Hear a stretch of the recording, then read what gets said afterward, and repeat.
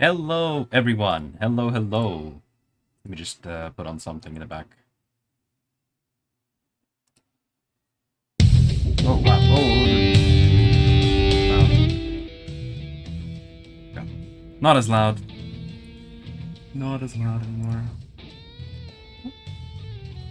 And now I think I need to also do the normal stuff where I announce my stream.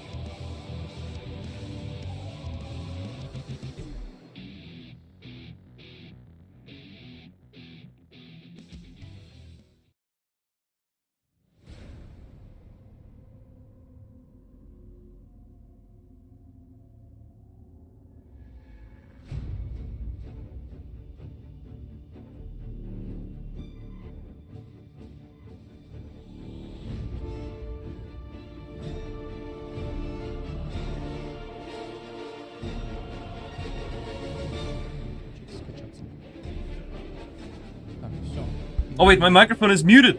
Oh my god, how long have I been muted for? How long have I been muted for? Motherfucker. God damn it. I don't know how long I've been muted for. That's yeah.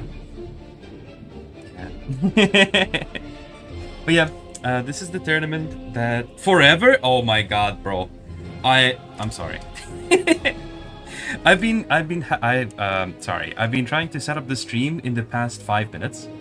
So yeah, currently they're in the process of picking maps. This is the DANKE DIR little tournament, mini tournament, the 1v1 cup that he's hosting.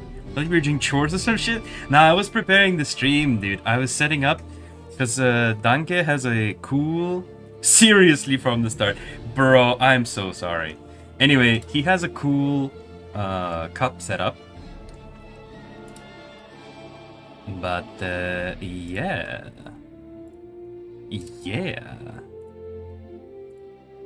Let me just quickly try to replicate the. I'm gonna quickly try to replicate the brackets as people are preparing for their stream.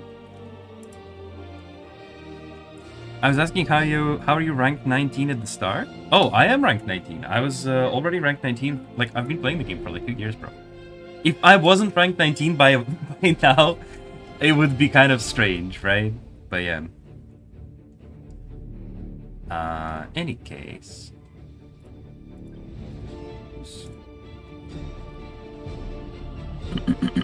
Alright, they're about to start. This is going to be the first semi-final of the cup, of the 1v1 tournament between the Sigismundi and Strateg 2v2. So hopefully we're going to see some awesome fights. Sigismundi is actually the developer.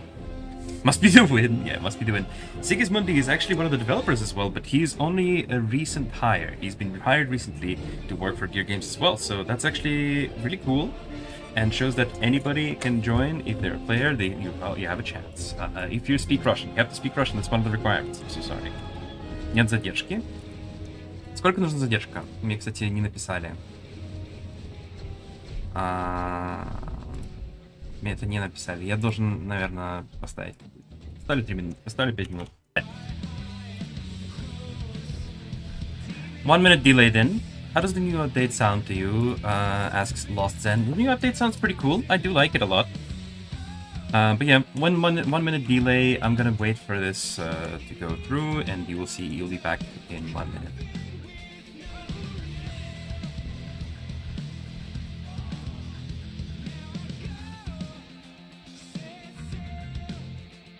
But yeah, so. People are off to the races. We've got Sigismundi here as the blue player, as the blue Confederate player. We have a Confed versus Confed matchup.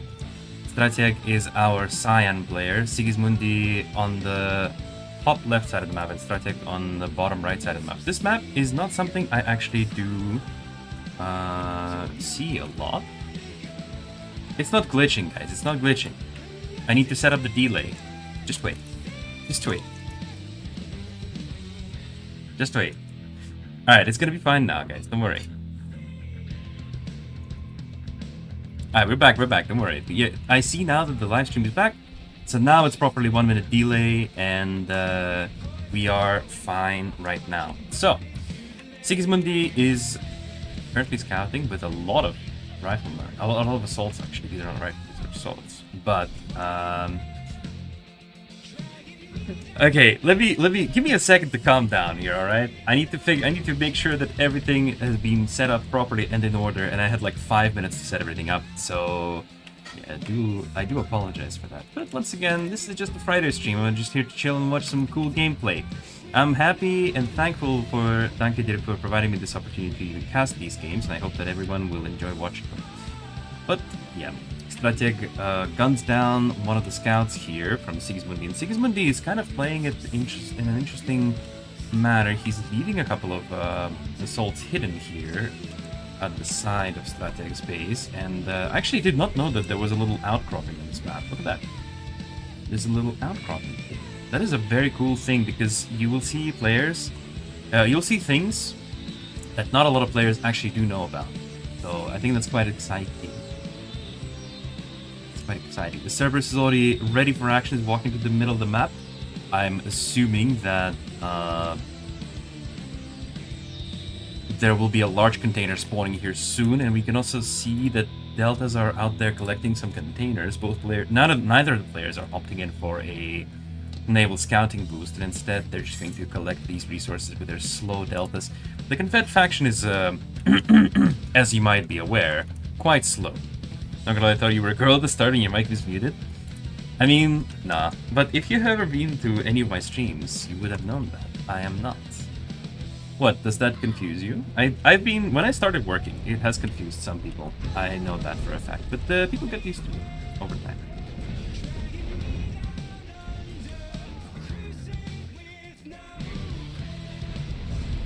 I was even considering at some point, like, doing a fake out, you know? You can have a voice changer, run a stream where I just voice change my voice. But then I thought, you know, I like my voice, and the voice is kind of, I have a strength in it. I like my voice. I think it's a good voice. People compliment me on it.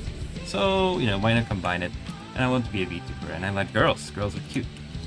Anyway, sorry, I was yapping about girls. At the same time, we actually have a Vertex coming out from Strateg, and that Vertex is going to decide the outcome of the battle for the large container, it seems, as there is no one left to contest. At the same time, Sigismundi opts in for a Seraphim, and we can see here that he actually has the Overlord as his Zeus of choice. I do like the Zeus Overlord. Personally, that is also my Zeus of choice. I do like the Overlords quite a lot, despite the fact that they cannot be really utilized as their own AA, as you need quite a lot of them to reliably one-shot a Hawk. But yeah.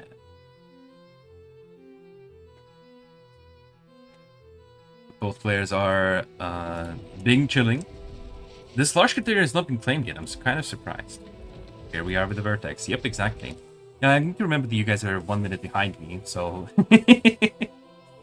But yeah, the Vertex are pretty good. The Vertex is a good unit. Interesting. This last container is not going to get collected, but this gives a window for Strateg to perhaps deal some damage. He's opting to take on the Sigismund's Vertex. Sigismund pops in air raid boost, and seeing as there is a Typhoon and a couple of Overlords, Strateg decides to not take any more chances and actually retreats. He decides to fall back. At the same time, the large container is finally his.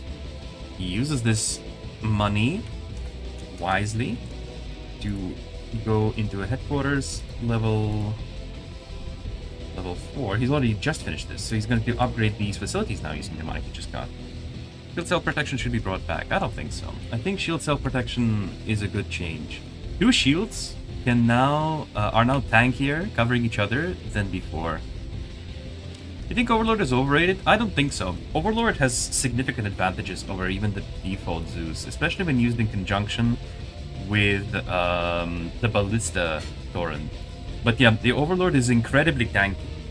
You have to think about it this way, right? So, Overlord may not have the same firepower, but it does have significant advantage in its tankiness. Вы смотрите реплей или комментируете бои? Я комментирую бои вживую. Это сейчас происходит. Также можно смотреть на стриме у DANKE DIR, если хочется. А можно остаться на этом стриме, как пожелаете. I think after this battle I'm gonna post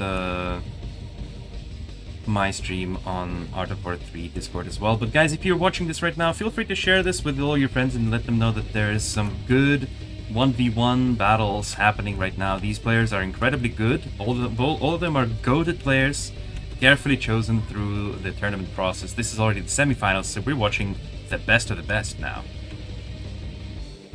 Strateg 2v2 is moving his army, positioning it forward once again. So much better than the Russian stream.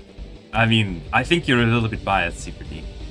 Sainkman, if he attacks right now, he does have a significant advantage in the army strength. You're quite correct. He has double the supply of Sigismundi. That's actually quite impressive. How does he have so much money? I guess he has been chipping away some resources from Sigismundi, just bit by bit. to the vertex, and the failed fight with the large container also did not contribute for it. Actually, Strateg has a significant amount of vertex. Look at that. I see six vertex, I believe. 6 vertex circling around, and he is prepping them, priming them for an attack. Circling them around. That's pretty good micro. Very nicely done on the micro. But there is nothing to use these vertex on. Sigismundi is playing very defensively here. He's popping the production boost. Strateg's Cerberus jumps in and takes out one of the Typhoons. So now the air struggle is real for Sigismundi. He once again loses all of his vertex, and he's also going to lose his Seraphim. 2 Typhoons and 2 Overlords are the only anti-air he has left. And he lost all of his remaining vertex, and he's just going to tap out of the game. 9 minutes! That was very quick. So you want to stream post in the news? I will do it for you. Oh, that would be very kind of you, Super T. If you could, please. It's DANKE DIR, I think it's just called DANKE DIR Cup. DANKE DIR Cup. You forgot the Missiles of Zeus is not the secondary weapon, it's the same power as main weapon. It is the same, no, not really, no. If you check the Zeus, the base Zeus, it's not the same power. Thermoelectric gun, rate of fire 20, and it deals a ton of damage versus armor 3. Automatic missile launcher fires slightly faster, but its damage is very negligible. And it only fires 2 rockets, so this is not even half of the damage that the cannon does. And the cannon also has a massive amount of splash. So the way the rocket launcher actually works is it is significantly better. But with the Overlord, check this out. So firstly, the cannon fires faster for the Overlord Zeus. It's tankier. It has much more view range, view distance, which is quite important in battles like this. And yeah, the missile launcher does not do a lot of damage to the air, but it does work. It is a good it is decent damage. It's extra damage on top of your anti-air. Я остаюсь, я ведь должен получить что-то. Okay. The Thunderbird, though, I personally do not like the Thunderbird as much. I've tried using it during the event. I did not like it at all. But yeah, GG's to Sigismundi and Strateg. A new lobby is already being made here. They're going to pick, while they're going to pick their maps, I'm going to quickly try to make a browser capture here. Or a window capture, maybe. Yeah, I'm going to do a window capture, actually. Select specific window to capture. I need... Is it this? This. There we go. We don't need the top stuff here. Now, admittedly, guys, it is not going to be as pretty as it is on DANKE DIR's stream. Okay? It's not as pretty as it could be. What could have been, right? I need to put this under the overlay. But yeah, we are currently looking at this part. I'll just leave it like this. This is fine. Stacks, actually, base stacks. What do you mean base stacks?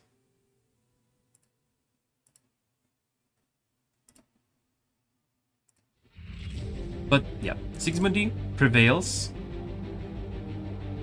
Wait, what? I thought clicking means that they win. No. Bring me. Yeah, there we go. So in the finals. This is the finals, I think. Yeah, this is the finals. So the second semi-final is going to be between Hero Turtle and Chameleon. Chameleon is already in the lobby, and Hero Turtle is not yet. It stacks manifold with infantry and second level. What are you talking about? What exactly stacks?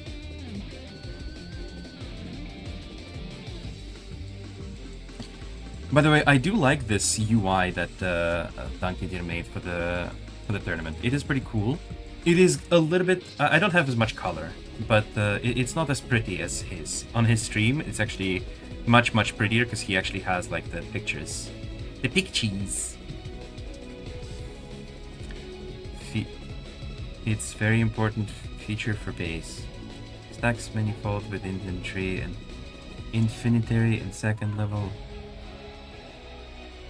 And like, yeah, if you're trying to say that the damage from the rocket like stacks with the damage of the cannon, then yeah, but also they are different sources of damage. So like, I don't know what you're trying to say. The thing about the Overlord Zeus is that it's tanky. The Zeus is not by itself gonna do a ton of damage. You need something else for it. That's why you bring Torrent. Torrent is incredibly powerful, especially in its ballista variation. The ballista mod is great for it.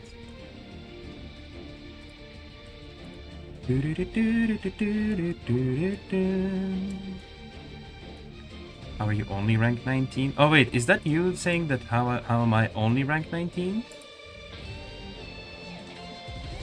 If that was you, then I am only quote unquote rank 19 because I have not been playing this game day and night like some other people may have.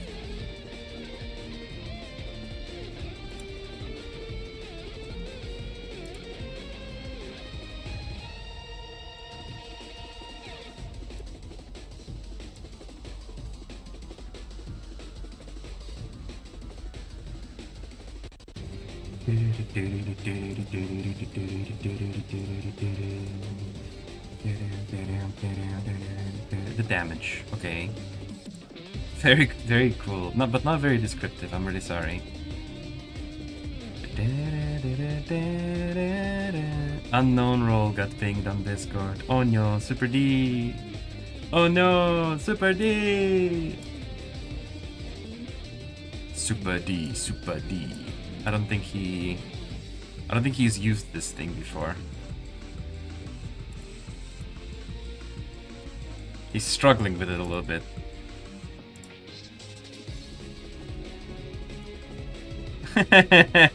He's struggling with it a little bit.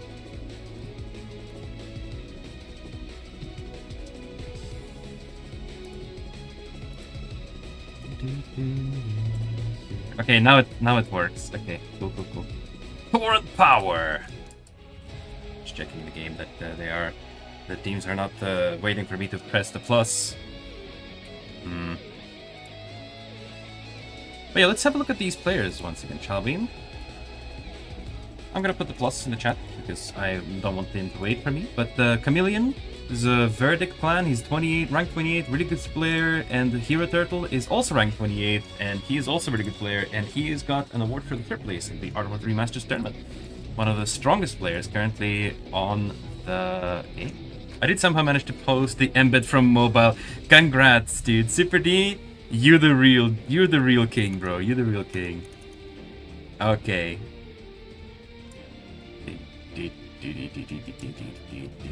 So it looks like the players chose the map Area 13. So for this tournament, the players actually get to choose the map. They vote basically while the lobby is being selected. They have a selection of 3 maps, and they get to pick which map they ban and which map they want to play on. So that's quite interesting in my opinion. But yeah, Hero Turtle in the top left side of Area 13 as the blue Confederation player, and Chameleon on the bottom right of the Area 13 map. So, Area 13, I actually do quite like this map a lot. Personally, I think it's one of my favorites. I don't get to play on it a lot, but I think when I play it, usually some of the most fun battles I've had happen on this map. Also, this map has a really fun blitz. We see Chameleon is popping out some infantry on Infantry Scout, and so does Hero Turtle. You know, the classic. But Hero Turtle seems to be skirmishing for some of these boxes. He's going to be going for the bottom left side of the map, and it looks like the Chameleon is going to go for the top right. Have you ever met Achilles? Achilles? What rank is he? Yay, more spectating. Yeah. Yeah. Yeah. So Chameleon has secured the top right side of the map, as I was saying, and the Hero Turtle did secure the bottom left. This kind of symmetry is very cool, but it also kind of tends to happen on this map because it's got these empty positions here. Nice feature for the tournament. If you're talking about the map selection, then yeah, I think it's interesting. What's interesting is that we can actually learn something from DIR's Cup. Thank you for the subscription, AGTF Art of 4-3. Both players are scouting each other a little bit. Here Turtle managed to see that there is already a headquarters level 3 and the Wolverine just rolled out. Assault Vehicle Factory is being produced. Special Vehicle Factory is producing a Porcupine, and Chameleon is going to be able to see that his opponent also on HQ level 3, but not actually producing a level 2 hero at all yet.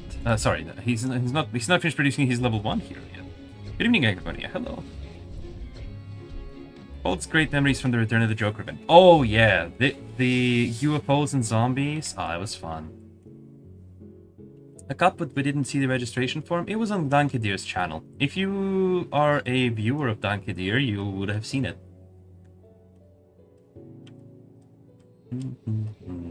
This is already the semifinals, not my tournament, so we are just watching it because DANKE gracefully allowed me to co-cast it in English. So to bring you guys his tournament and some epic battles, because I think we're going to see something very cool from these players. Both of these are very strong. Chameleon, by the way, is a YouTuber himself. Achilles, he's literally the #1. Oh, wait. Are you talking about Cat Mixon? You mean like the #1 ranked player? I don't know otherwise. What are you talking about? Chameleon is a YouTuber himself, as I was saying, and Hero Turtle, he is a finalist from the tournament, from 2 Art of War Remasters tournaments. So let's see if he's going to manage to bring the glory to Confederation in this tournament for us Confeds. But yeah, Chameleon here with a single Jaguar and a Wolverine. Some more units are behind there. These are normal Porcupines. Cerberus jumps in, misses the Wolverine. The Wolverine managed to do a ton of damage to the Cerberus here. But not to worry, these guys are playing at rank 27, so this Cerberus is going to have his active up in like right now again. Yeah, so he's just going to do it again. He might be able to actually utilize his active ability 3 times in just this battle alone. 6-7! 6-7! Seraphim flies over, pops an active ability, takes a rocket from the Salamander and retreats. It looks like at the sliver of health, this Wolverine might actually be able to reclaim it. Yeah, he does die to a Zeus, but Hero Turtle is forced to retreat from this large container. It's going to be not an easy battle for him. Very hopefully you're doing good today. Quick question, please. When the event is coming? The events are coming soon. I will say that. The next event is coming soon, but I can't say when. Thank you guys. Thank you guys for coming here. Thank you guys for joining the stream. I hope you stay here. Hope you like the battles.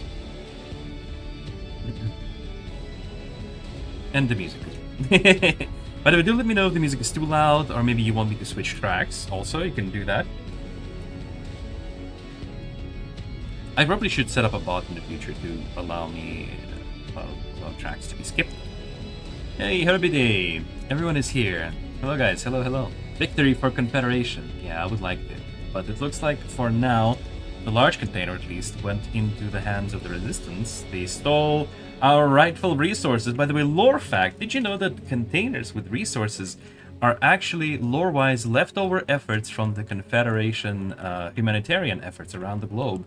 These abandoned efforts now serve to fuel the war machines of both factions. Alright, this song is brain rot. I'm gonna skip it, guys. I like it, but I'm not in the mood for brain rot. Oh yeah, let's do this one. You hate Salamander Snipe. Yeah, a Salamander Snipe is pretty damn hard. Pretty damn hard to deal with. But it's kind of meant to be. It's kind of the design for the hero. The hero is designed to be a hero assassin, and as such, it serves its purpose. Both players are now going to be playing a little bit further back. The Vertex from Hero Turtle coming in to do a little bit of scouting. Remember, guys, don't forget to scout. If you're playing on your own, you should be scouting your opponent at any opportunity. And especially, I was gonna say, if somebody's going for HQ5, but right now Chameleon is still at HQ4, and Hero Turtle is only now reaching the headquarters level 4 as well. One thing I noticed is that a lot of players retreat too easily. I think Red should have kept pushing here. You think? He has won the fight for the large container there, so I don't know if he actually did need it at all. Did like need to push any further. He got his advantage. He can play it safe for a little bit. Cerberus clearing up some ambushes in the bushes. Hello, Mamad. Welcome, guys. Welcome. Vertex coming in for another round of scouting. Let's see if he's going to fly over the base. Takes a few shots at the Wasp and leaves. Interestingly enough, he's not really going that deep into the enemy base. Overlord and Onslaught is the goated mods of Vehicle Factory. True! I do think the Ripper may still have seen some use. And I do know that some people did like the Thunderer, but I'm not one of those people. I did not like the Thunderer personally. But hopefully in the future the modifications will be more interesting.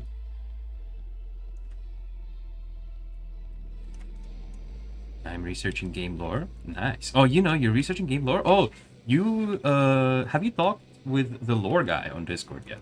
Because we have a lore person on Discord who's actually also very much into lore. We do have a couple of people who are very, very into lore. Most people don't really care, but of those who do care about the game lore, they care a lot.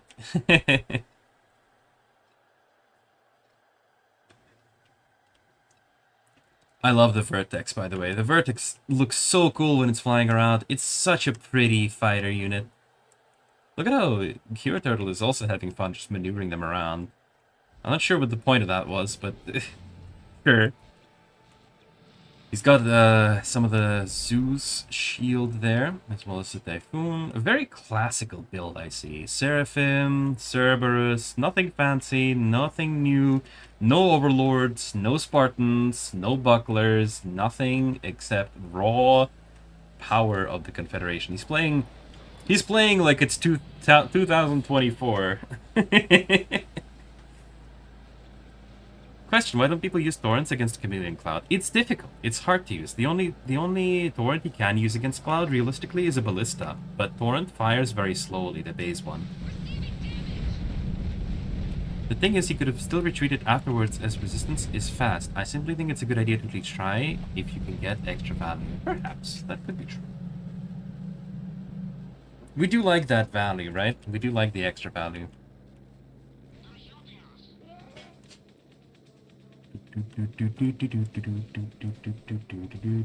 At the same time, Chameleon is opting in for a lot of onslaughts and a Bison with Salamander and a Cloud. There's a little bit of a small push coming forward. A Salamander. Oh, beautiful bit of micro here from Hero Turtle. Manages to land his Seraphim just in time. Fires an active at the shield there. So that shield right there is going to depower quite soon, but it does not do enough damage to blow it up because the second shield was covering up for it. We see the Solaris and the Seraphim actually managed to drive this army off a little bit. He's luring the Cerberus in to try to take it out so that he can now safely move in forward again, but it seems like the Cerberus was actually able to deal significant damage there. Maybe even took out a Chameleon, I'm not certain. Seraphim active goes out, misses completely. I mean, it's kind of difficult to hit something you can't see. Vertex is the reason why Confed is fun to play, and that's true. Your second channel? No, this is not my second channel. Technically, this is my primary channel. If I do play Art of War, I play Art of War on this channel these days, but or have been for like a year.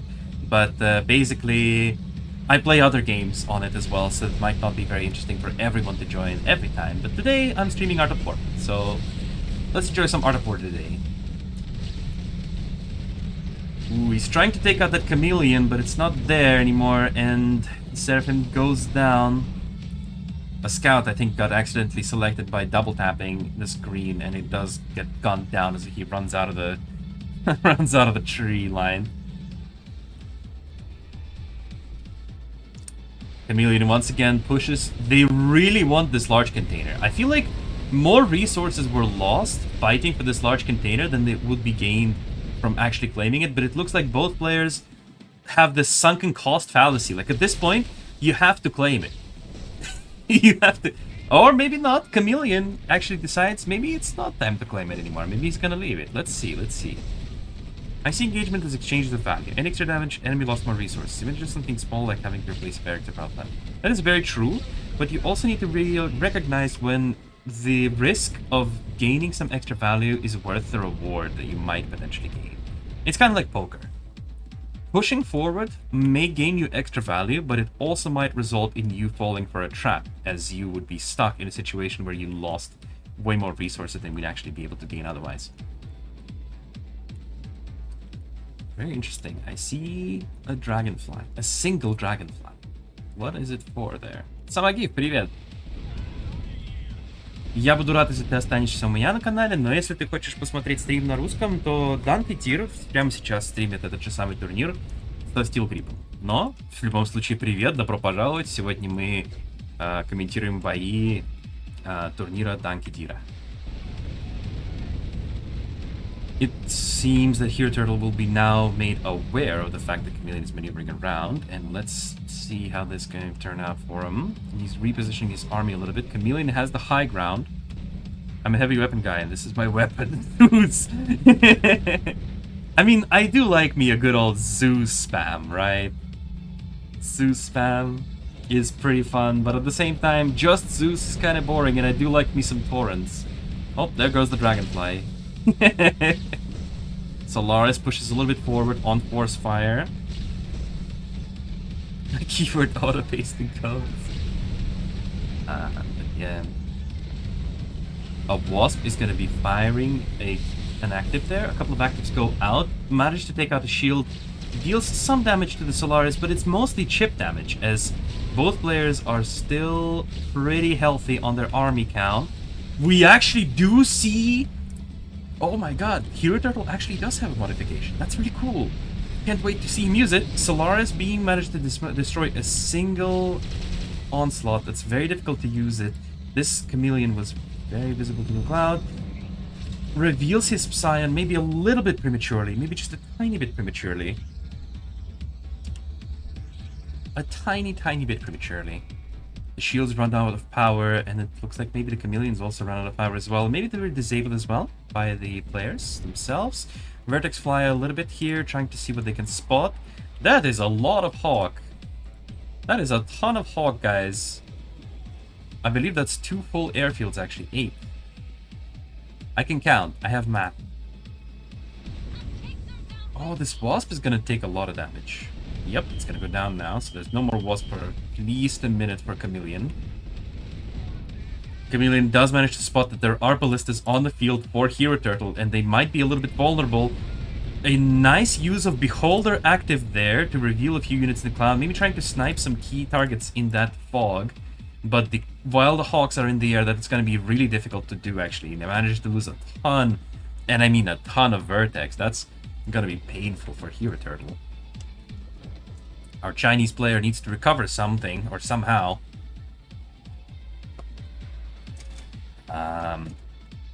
Let's see what he's going to do. He's currently going to develop his base, it seems like, as a response to Chameleon also having developed his headquarters to level 5.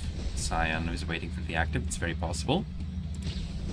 Solaris is moving forward here, taking some pot shots, takes out an Overlord. Sorry, not Overlord, an Onslaught. It looks like he's going to see that Chameleon is moving for a sneaky maneuver. Chameleon is trying to take out a Beholder. This pesky helicopter. And that might be a smart maneuver, as he's going to have his Wasp out very soon. And the Hero Turtle is going to be left without a Beholder for at least a little bit. Let's see if he actually...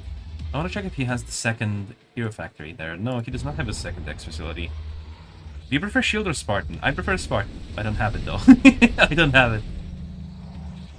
Scion and Solaris, double shield once again. See, 2 shields, Solaris and Scion moving a little bit forward. It's very difficult to micro all these units all at the same time, but Chameleon is also microing his units in groups. It's very clear there. Scion passive gets wasted, and his Scion is gonna be stuck. completely whiffs the active. All this might cost him this entire engagement. Now Chameleon is gonna push forward, uses the Bison active on a Solaris, does not deal a lot of damage. The shields do turn on and protect Solaris from some of the damage on the Salamander, so both players trade their actives in a very poor manner, actually. And Chameleon can't really take any advantage of that active waste that he did. He does manage to take out the Psion, but at this point the Psion is so low that maybe it would be more efficient for Hero Turtle to lose it and rebuild it. Build a new one. He's gonna get his Beholder out again soon. It's very difficult. The 1v1 scenario is quite challenging. Chameleon is going to try to reposition his army once again, perhaps, as a large container spawns on the right side of the map. Scouts a little bit with the Hawk there. Vertex get raised to respond to this. A couple of Vertex give chase, but not a lot of them, and they turn around right before they enter the edge of vision by the Porcupine. He does send one Vertex to confirm that yes, indeed, Chameleon is in fact sending his entire army onto the right side of the map for the container. Curious if we'll see the good old super weapon in this battle. I don't know. I don't know. I don't know. I don't know. How about we start a poll? Super weapon this battle? Start poll. Chameleon pushes forward. The Solaris is inside the fog. He's going to see everything that's happening here. Both players are... I'm not entirely certain what's happening. The Hawks are flying around. Oh, there's a push. There's a breakthrough here happening. Chameleon is surrounding his opponent. Hero Turtle will have to respond to this. This Bison, though, with no cover, cannot push. He moves forward through the outside of the cover of Chameleon. These Vertex are reloading on the airfield. Psion once again wastes his active, and it's actually might be... Oh, the passive, though, does not whiff the passive. That passive strikes the entire diversionary force. At the same time, on the right side of Hero Turtle's base, just outside it, a battle is also happening. But both players, I feel like they're very focused on microing this left side of the battle, where one airfield goes down, another airfield is about to go down as well. The Bison rolls forward, stuns a couple of Zeus, takes them out as well. So yes, Chameleon is going to lose pretty much most of this fighting force, but he's going to also take a couple of airfields with him, and with that perhaps the entirety of Hero Turtle's air force might soon be gone completely. He's trying to rebuild one airfield. He has one spare airfield available right now, so he's not going to lose the entirety of the air force at the very least. That was such a messy fight. It was happening everywhere, but it's... I will understand. It's going to be super, super difficult for these players to control everything all at once. The Hawk here are going to be very hard to contest now that there's only 4 Vertex available. Yes, the Vertex is a very powerful airplane, but it's going to be very difficult to control. Hey, honey. Welcome. Told you the surround strategy. Yo, yeah, you've seen it coming, bro. You looked at the minimap. Very based, very based. But yeah, both players are falling back a little bit. Incredible control from both of them means that they're actually going to have same command points limit. Alright, I'm going to skip this song because it's got lyrics and I don't want it to intercede with my voice. This one also has lyrics. This one also has lyrics. Yeah, I don't think this does. Alright. Game over, game over. It looks like not really. Not really. Chameleon is wasting his cloud, though. I'm not sure why this Chameleon is working. Chameleon had 4k resources. Interesting.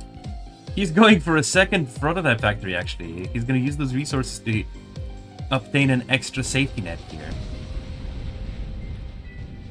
Hero Turtle positioning himself once again outside his base, feeling a little bit more confident, popping the air raid boost, and he does have a pretty decent amount of force. Yes, his army did take a beating, yes, his base did take a beating, but overall, he's going to be completely fine right now.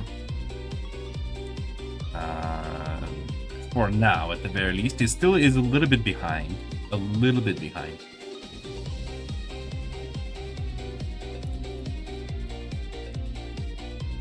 Both players are gonna have to scout each other at this point, because not knowing what the other person is doing, because, you know, we did see that maybe one of the players will go for a super weapon, and I mean, both of these players also understand that they're both HQ5. One vertex goes down. Once again, there's so many hawks around, but they are now so clumped up.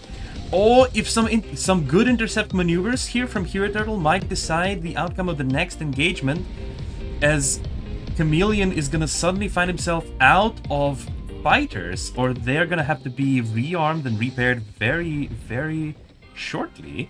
Chameleon is skirting around here with a few units. Chameleon does pop forward, perhaps trying to bait out a Psion active, but Hero Turtle, he's clever. He's using the Beholder active to reveal exactly what is inside that cloud. But once again, look at how heavy the Chameleon is going for Hawk. He's got 3 airfields already, and they're all sort of full. He's going to continuously produce more and more Hawk. A fight is happening on the bottom left side of the map again. The Wasp is here. The Psion, I'm not sure if I've seen the Psion use his active, but if he had, he just used it. Stole 1 Chameleon from the enemy, and that might just allow this Psion to actually escape unscathed. The Salamander is rolling around, stuns a Chameleon and a Salamander. Oh no!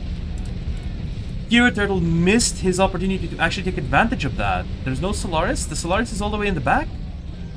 The army is also not doing anything. He's holding position. I'm not sure I like this tactic, but so far it seems to be working more in Hero Turtle's favor, as Chameleon just kind of rolls around his opponent. Maybe we should take some notes from Hero Turtle here on how he's microing his Confederation units, Confederation army, and that is not at all really. He's not taking the bait. I guess the lesson here is that if you're playing Confed and you're trying to micro your army around, you're kind of wasting your time. You just need to play the positional warfare. To be honest, I have been saying this quite a lot. Confederation is very positioning heavy. The units are slow, and you need to have them positioned in a very well, like you need to position them well to take advantage of them, right? So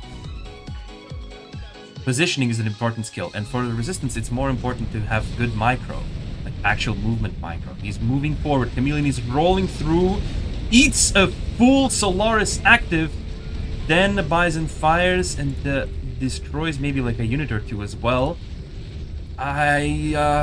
Chameleon is once again afraid to push forward. There's a lot of units still available for Hero Turtle. Hero Turtle, for the first time this battle, I believe, is actually ahead in command points. Vertex much better at maneuvers than Hawk. It is faster and more maneuverable, yes. Beautiful, excellent usage of the Beholder. I love seeing how much Beholder is used this battle. Beholder, Hero Turtle is using his Beholder to reveal key targets. While he has his Vertex in the air, he uses the Beholder active and then pinpoints his Vertex to take out these important targets immediately and take full advantage of that. You free from training sometime? I don't usually like training, to be fair. Trainings tend to be very sweaty. I like playing during events. Like, I play tournaments, I play Blitz tournaments, I play 3v3s, 2v2s during events. So if you want to play with me during an event, then absolutely I would like to. But trainings, I feel like that's kind of a waste of time. They take very long, they're very sweaty, and I'm not really into that kind of gameplay. Sorry. A lot of people do ask me if I do want to train, but I don't feel like it. Just don't like it. Perfect active from the Solaris. Yeah, that was a beautiful hit there. Very excellent ability usage from Hero Turtle. Once again, both players are going back. They are almost at full supply on their armies. They have a lot of air, a lot of units. Most likely they're in agreement without a super weapon. That's actually very possible, yeah. It's very possible. It's like a gentleman's agreement, right? So technically the rules, as far as I know, don't restrict super weapon usage. But I might be wrong on that regard as well. Do keep in mind, this is not my tournament. I'm just simply co-hosting it, as I've been graciously invited by my friend DANKE. These players don't really... I don't really know what I wonder what happens in the brains of these players at this very moment. What exactly are they thinking about? Because it's gotta be tough, right? You know you are facing an opponent that's perhaps equally as good as you are at the game. They have about the same strength, so 178 command points versus 172, basically the same army strength. There is no real objective here to fight for. A couple of scouts coming in the back of Hero Turtle's base. I'm assuming they're going to see if perhaps there is a super weapon here. Hero Turtle is actually ahead in resources. Beholder moves forward. Just try to scout some more. Very nice.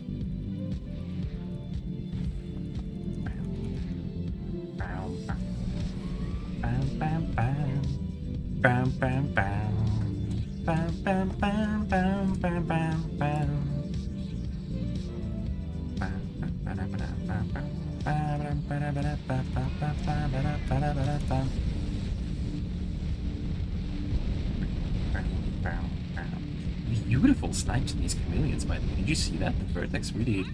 With the Beholder, once again, Hero Turtle showing everyone how to use the freaking Beholder, by the way. Take notes, Confederation commanders.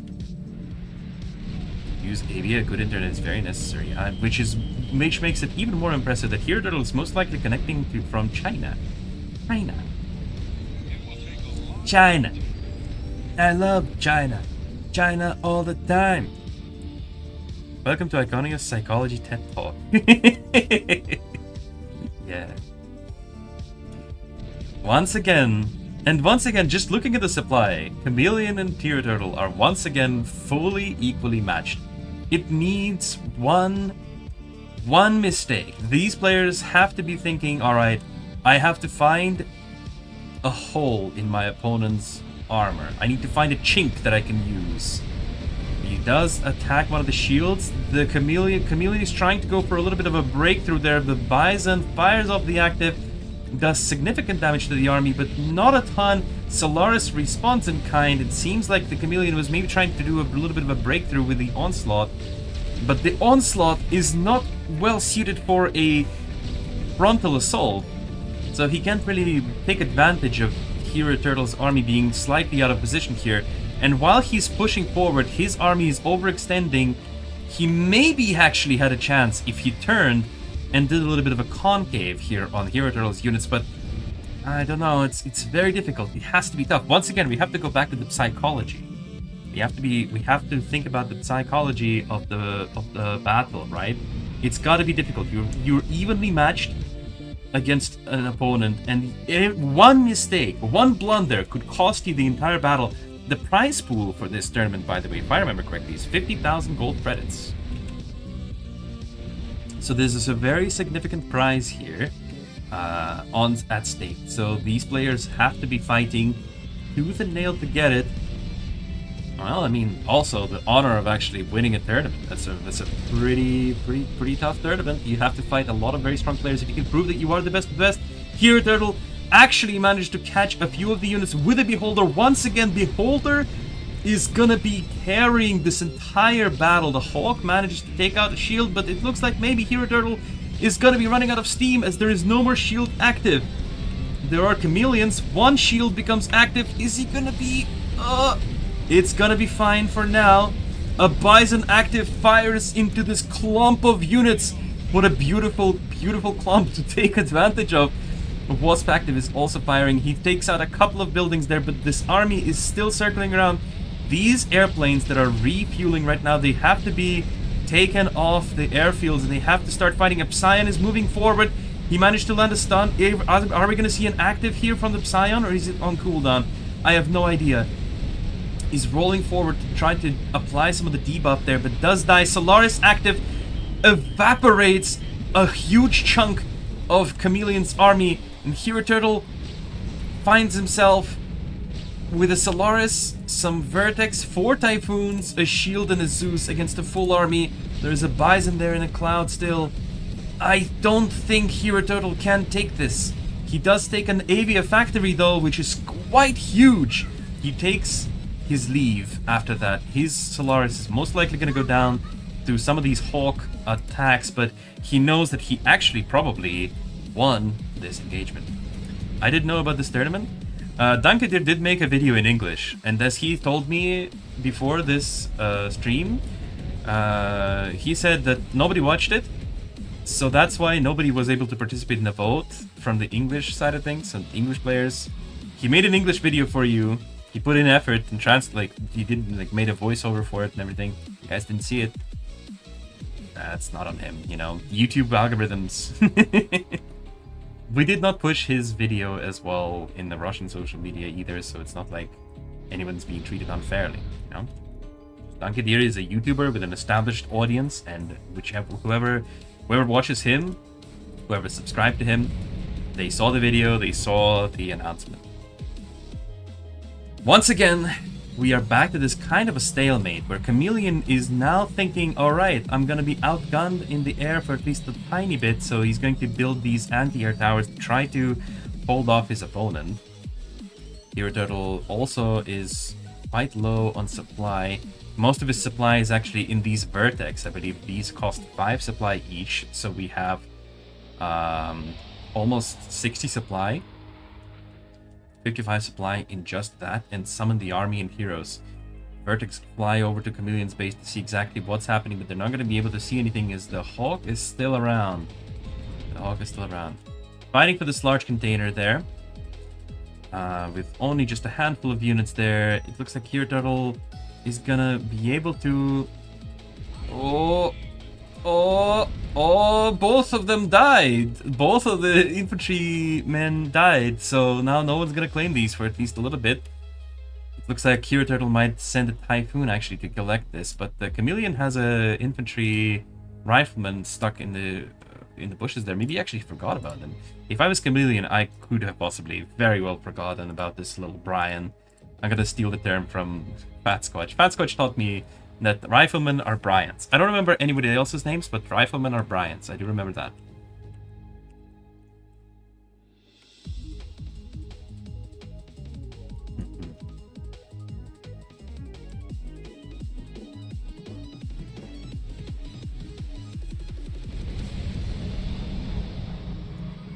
Nice flight for the Vertex. Don't do that, guys. If you're gonna send the Vertex to scout, don't do what Hero Turtle just did. I understand the pressure is very high.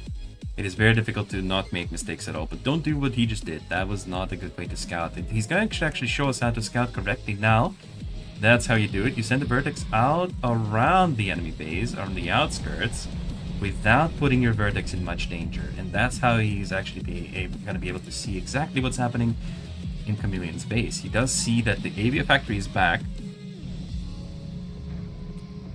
Never forget the line between a game and reality. Exactly. By the way, the poll results are 84% yes in favor of super weapon this battle happening, but it does not seem like it's actually going to happen. I don't see it happening for at the very least.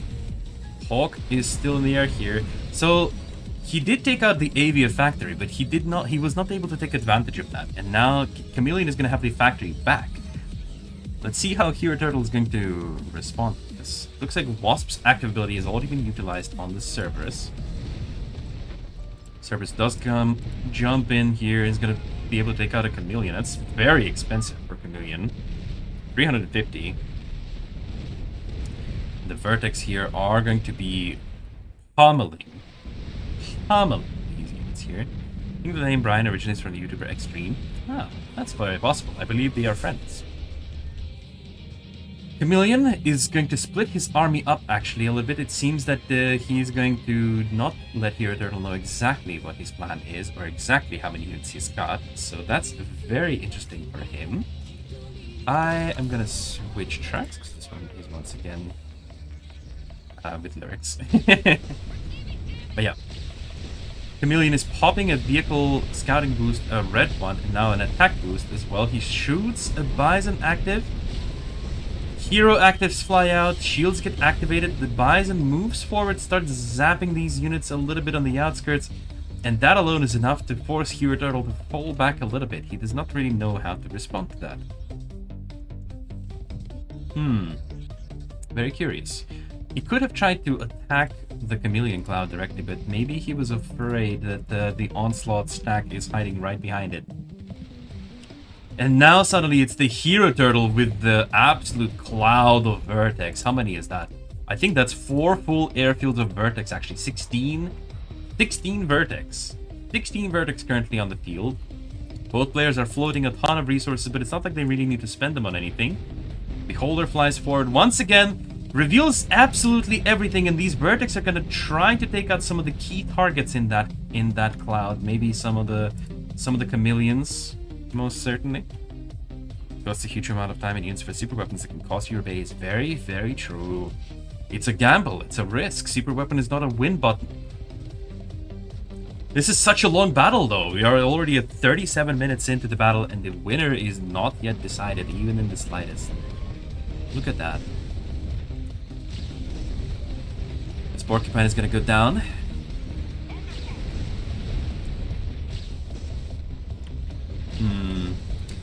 Random units just get lost.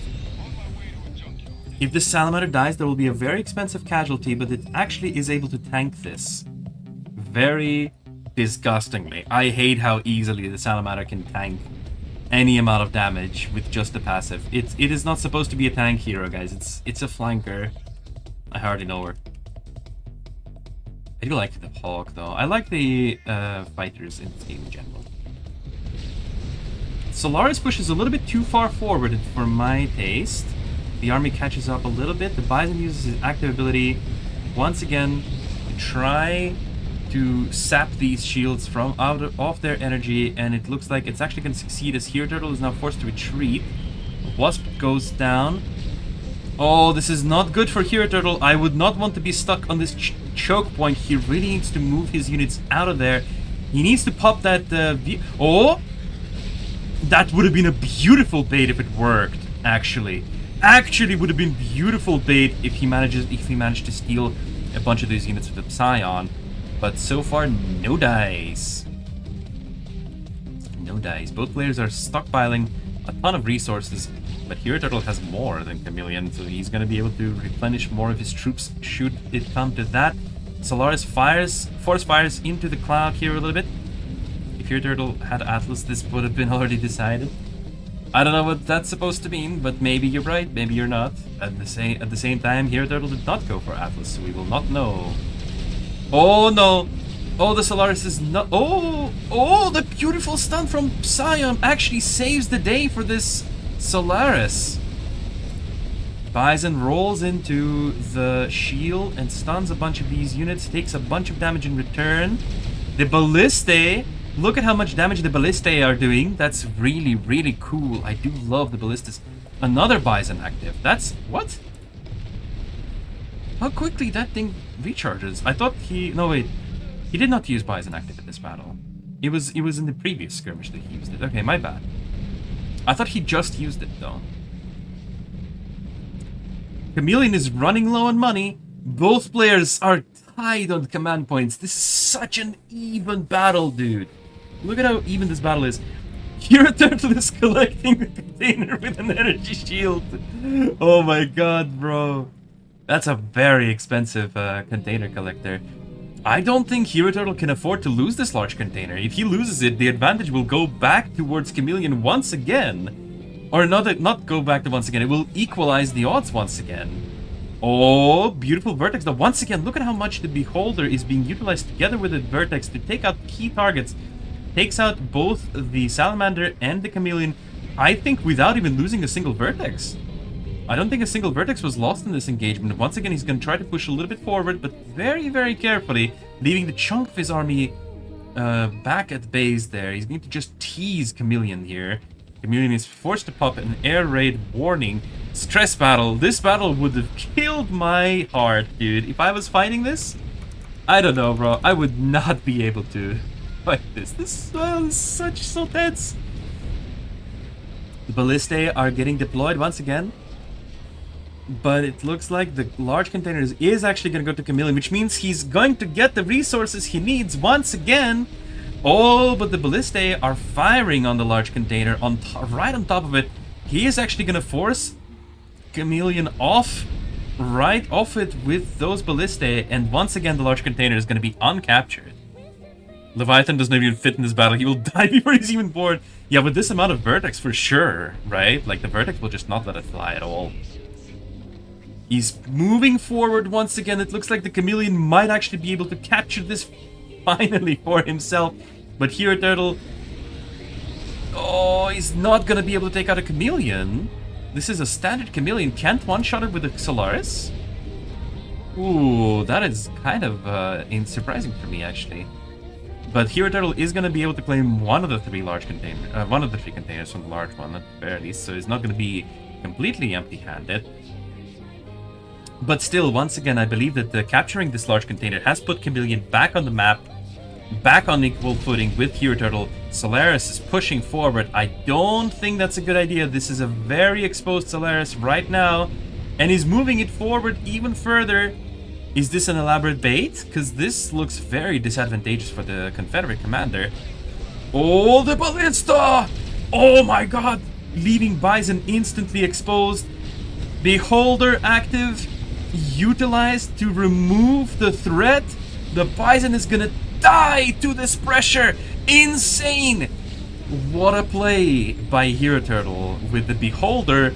Once again, proving to us the Beholder is actually him, but holy crap, dude, this is insane. And he's once again on the offensive. He's moving forward. He does not have the Solaris active quite yet, I believe, but if he did, this would have been the beautiful moment to use it.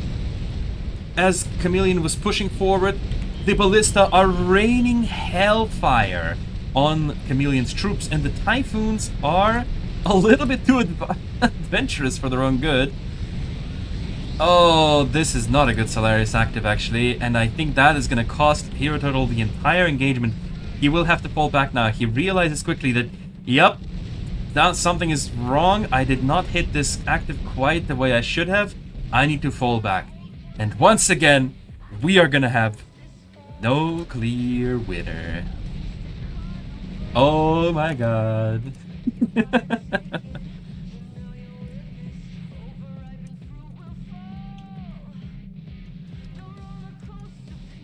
Ooh. Alright guys, are you having fun watching this battle? Because I am. Yes, bro, Chameleon can survive Solaris beam, but Shield can't survive Salamander Rocket, and it's even level 2 here, which is crazy. I mean, the Solaris, I'm not sure if he hit him with the middle of the beam, but that looked very cursed. I agree with that. Just like I was asking why people don't use Torrent against Fog, but now I see they do. Yeah, the Ballista. I was saying that, like, the Torrent is slow, but the Ballista is fast. So that's why I was saying earlier as well, like, the Ballista is the only Torrent that I would see being useful against the Fog, because normal Torrent fires very slowly, and the Ballista can fire very quickly.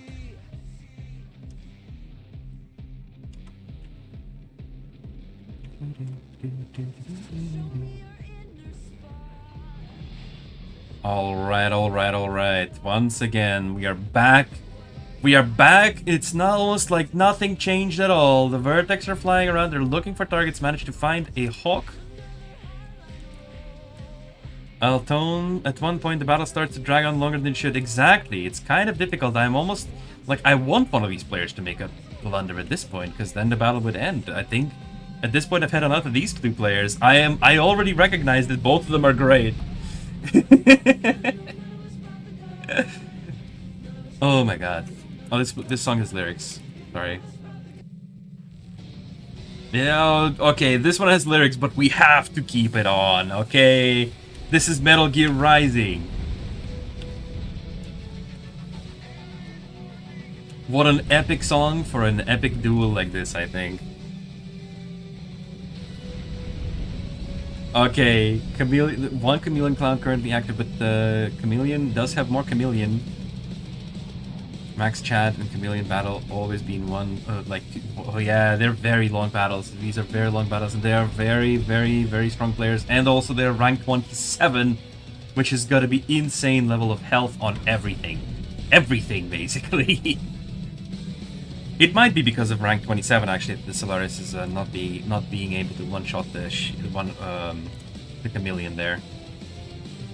Standing here, I realize you were just like me, trying to make history. But who's to judge who right from wrong? When a guard is down, I think we'll both agree that violence breeds violence. But in the end, it has to be this way. Dun, Sorry, I had to. At this point, the super weapon is the only way. Yeah, it's true. Yeah, look at that. The energy shield also does not die. Bison Fire is inactive as well. And does finish it. Why don't you have a headphone plus mic? I do actually have a little microphone. Look. See? It's just hidden by my hair.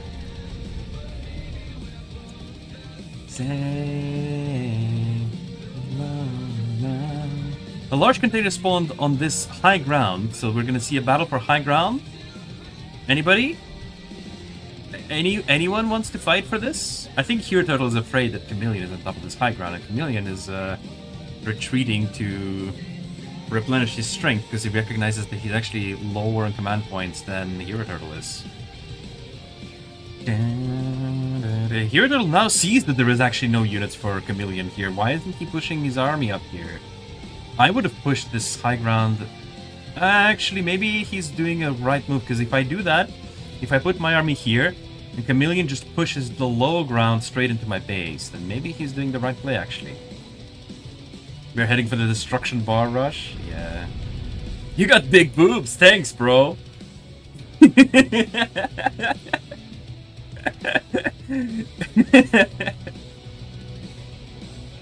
Alright.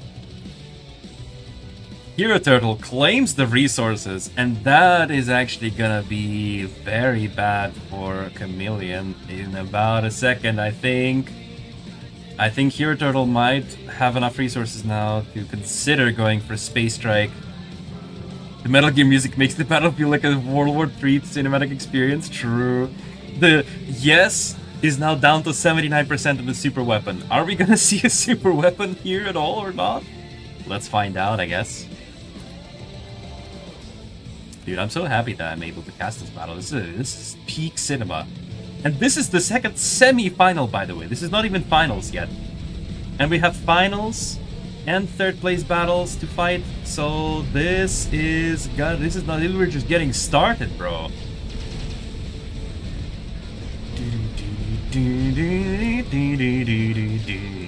It makes me feel like I'm in the battle. Yo, I'm happy you're having fun, bro.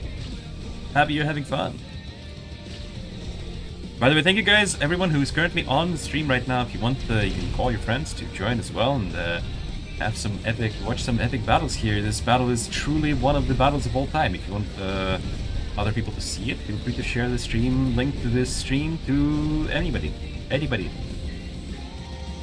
Hero Turtle once again is at the precipice of Chameleon's base, and he is...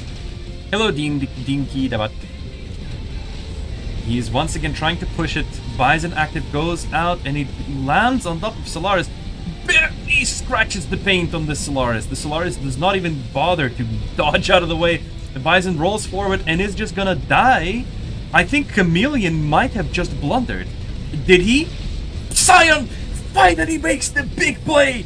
Captures a crap ton of onslaughts. That's like 6 or 7 onslaughts. Just in that single strike. Oh my god, I want to see a replay of that. I want to see how much command points did Chameleon lose in that single Scion blast. Can we get a clip of that? Somebody in the chat, can we get a clip of this Scion shot? Please. I want to see how much the command points went down, because I will not have access to replays in this game. Please, somebody clip it. Chat, somebody. Oh, I'm lagging a little bit. If Scion pushes forward once again. This is like Devil May Cry Virgil versus Dante type shit for fucking real, dude. And they were playing, like it was with the music and everything. Scion is still not beaten. What is happening? Why is Hero Turtle not able to win off of that? What? Are you serious? Is Chameleon gonna defend this?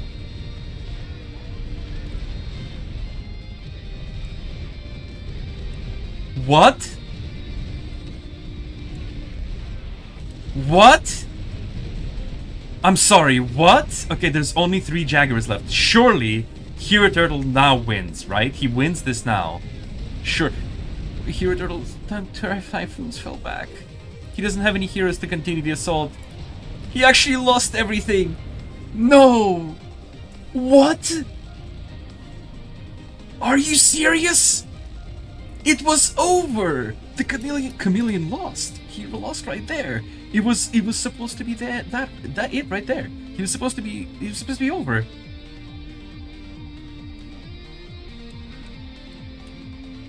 Please.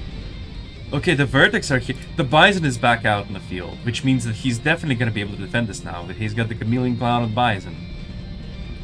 Oh my god, dude. Oh my god. Screen size so small. Just like your... I'm not gonna finish that sentence. The screen size is fine. Stop complaining. Anyways. What a fight, bro. Okay. Here Turtle desperately trying to eke out any advantage he can. He takes out a supply center for Chameleon in the hopes that maybe he will be able to secure a lead there. But he's just letting Chameleon rebuild. Chameleon is already up to 93 supply once again. These airplanes are gonna refuel. Super weapon probably on the way? I don't know. I don't know that. A mole is out for Chameleon now, so we're gonna have mole, bison, Chameleon for the base defense duty here, and the hawk are out. They're going to dish out damage. The bison active. That goes so far, actually. Oh my god. Solaris is going to be driven off by a couple of mole turrets as well. They're both just wasting time? Dude, I am so speechless. I can't believe Hero Turtle couldn't win from this position. After he captured like seven onslaughts there, I thought it was over. But all he's gonna be able to do is just chip off a couple of buildings on the outskirts of Chameleon's base? Are you kidding? Okay, maybe he's gonna be able to take out a factory here. Please tell me he's gonna be able to do it. Oh, yeah, nice, actually, very clever. He sent most of his vertex home, and then he angled to finish off this factory. Very nice move there. So that's one assault vehicle factory down for Chameleon. But he still has that army. He's already rebuilt it. What the heck, bro? What the heck? What in the world, brother? Please. Yeah, I clipped that for you. Yo, thank you. Thank you, Lawson. Thank you. You're the real G. Drop it somewhere on Discord. Or, yeah, drop it in my DMs. Yeah. Thank you. Solaris snipes one of the Chameleons. But once again, it's gonna be really difficult for Hero Turtle to push forward, despite the fact that he has doubled the command points of Chameleon. Oh my god. They are pretty equal. I mean, Hero Turtle has doubled the supply. He should be winning here. This should be, like, over now. Bison active flies out. Deals a little bit of damage to these units here. The Bison is gonna retreat. Scion active is whiffed once more. Oh my god. Hero Turtle really should stop trying to rely on these random Scion actives and maybe use the Beholder in conjunction with that and not just the Vertex. I know he's been microing his Vertex Beholder very well, but that's not quite enough. Chameleon has more Chameleons in his base. This is ridiculous. Honestly, kind of disgusting that Hero Turtle is not able to win off of this. Like, I understand that both of them are good players, but the Chameleon objectively should have lost one battle ago, and he somehow was not able to, or somehow did not lose. No more Chameleons left here, and Hero Turtle finally has an advantage. He actually has units. His hero is alive. The mole goes down. There are shields available. The hawks fly out. Oh, he's sniping the units. The Solaris is moving back. Why is the Solaris moving so far back? He should be taking shots at these buildings. Chameleon surrenders. Oh my god. Holy moly. Holy moly. 55, almost 56 minutes. GG's. Fucking G, bro. Oh my god. Okay, we have the bracket. It's my bracket. It's kind of scuffed. Okay, Chameleon Hero Turtle won. I don't know why it didn't work. Whoa. Okay, yeah, it looks like... Yeah, they're getting... So the first place is gonna get 20,000 gold credits, second place 15,000, third place 10,000, fourth place 5,000 gold credits. So this is gonna be the bracket now. Strateg 2 vs 2 and Hero Turtle are gonna be fighting in the finals for the W. And it looks like... Oh, Super Sale Marathon. Yeah, I'll buy that. I have some gold lying around. I'm not gonna buy anything else here, although this is very tempting. I might actually spend $1. I don't know, bro. I kind of want to spend $1. I mean, I'll do it later. I'll do it later, maybe not on stream. But anyway. Sorry, I was yapping about the offer. The second marathon offer is live now. I think it's the second one. Part 2? No, Super Sale Marathon. Oh, wait. No, this is not a part of the... It's not part 2. It's like just a part of the marathon, but like a small part. Okay. Anyway. So, Strateg 2 vs 2, who is also a Confederate player, and Hero Turtle are going to be fighting in the final battle for the number 1 and number 2 spots. And Sigismundi and Chameleon are going to be fighting for 3rd and 4th. Listen, I can see the message. Thank you. Check your DMs. Thanks.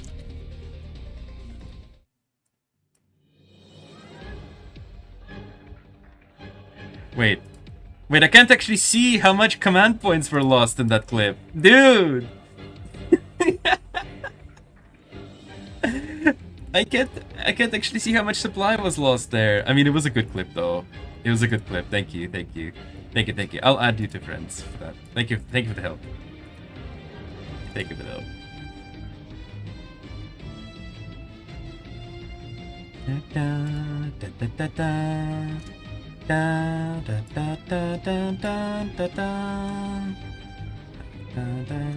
I'm gonna hop off and go sleep. Tell me who won tomorrow morning. Alright, I will. Now watch the whole Uma Musume anime on stream. Will I not get banned for that? Please tell me about the tournament next time it happens. Okay. Maybe I will try. I don't know. I have a lot of things to think about. Outside of telling people specifically about tournaments. But yeah, what a fight. What a fight. That was definitely one of the battles of all time, but I kind of hope that not all of them. Is it possible to play against him with equal technology? You mean me? Like, is it possible to play against me with equal upgrades?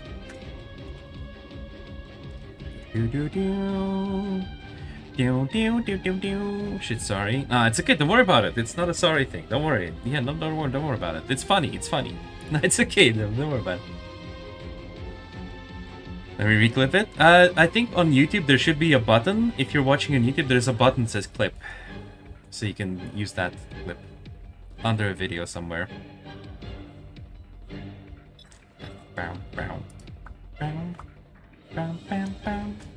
So yeah, next battle is gonna be between Sigismundi and Chameleon, I'm assuming. 3rd place. I think you will. Yeah, I will get banned.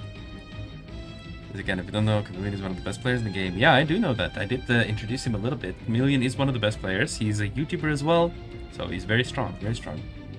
Hero Turtle is also one of the best. That's very true. Yeah.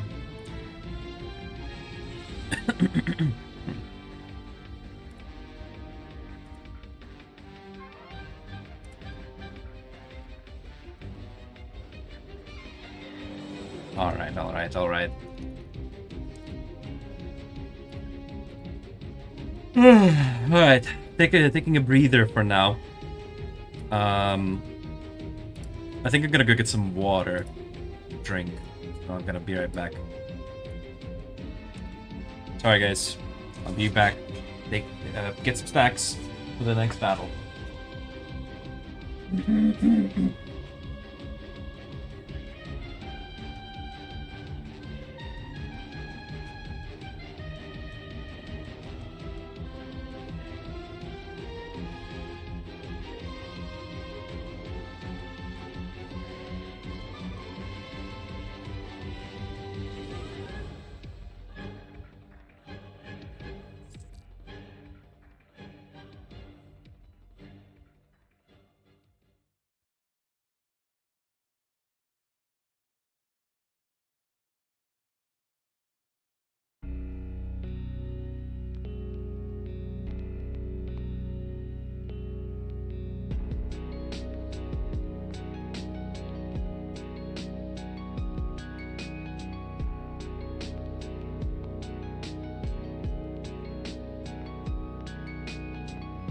Alright, I'm back, guys.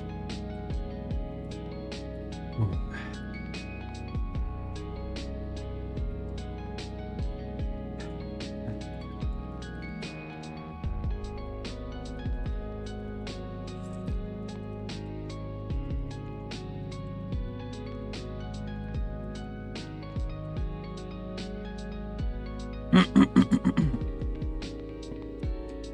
Yeah, so the players are still gathering. Not referring to you, Iconi. Some guy in the chat said Chameleon is noob, and I'm explaining to him. That's okay. Alright, I brought some juice. Some cherry juice.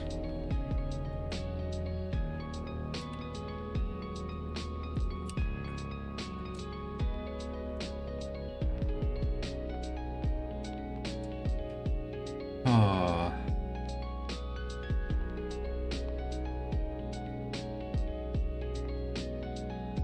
It is so hot today, by the way. I'm just gonna take a second to off top for a little bit, but oh my god, it's so warm today. It's been like 30 plus degrees, and I'm pretty sure it's still fucking warm. Well, it's actually 22 now, but like 22 now. Do you guys want to know how late it is right now? It's 11 p.m. The character's just standing there menacingly. Yeah, she does that when I'm AFK. BRB poster. Yeah. Just put it on her forehead. You know what I'm thinking? You know, like VTuber models, like myself, we can have different accessories. So for example, I actually have wings, which go so far that they are cut off by the edge limiter. But you know, I can zoom out a little bit. They're very big. You brought some juice. Yes, it's very good. Yep. For this, I have the little cross behind my back because if you didn't know, my character is actually angelic in nature. It's a manifestation of divine rule, Iconia. I am a manifestation of divine rule, here to conquer everything. But yeah. Also have nice legs. I do know that.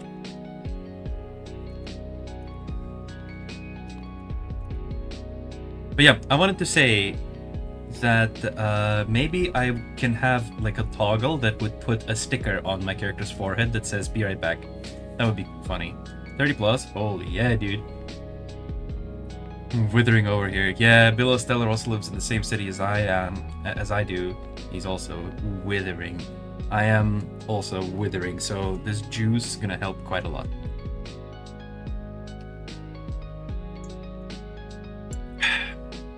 Looks like we're gonna play on the coast of Claws.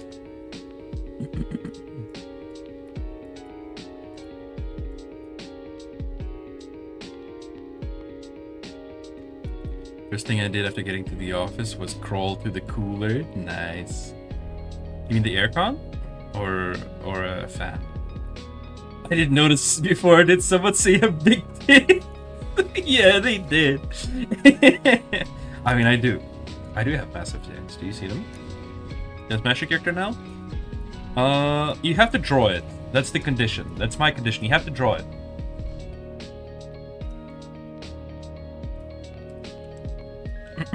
And then you can sell the art for like $1 billion. Good night, Zen. Good night, Lawson. But yeah, it's Sigismundi versus Chameleon fighting for the 3rd place in the tournament. Sigismundi is actually one of the head testers for the game, and he is also now a developer.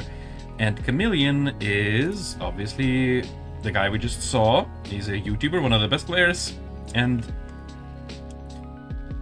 also a very strong player. And Sigismundi is nothing to sneeze at as well, so let's see how this battle's gonna go. Maybe make it do a silly face or a silly motion with an animation of "Be right back." Yeah, we could do that, like a little dance. Iconia dance.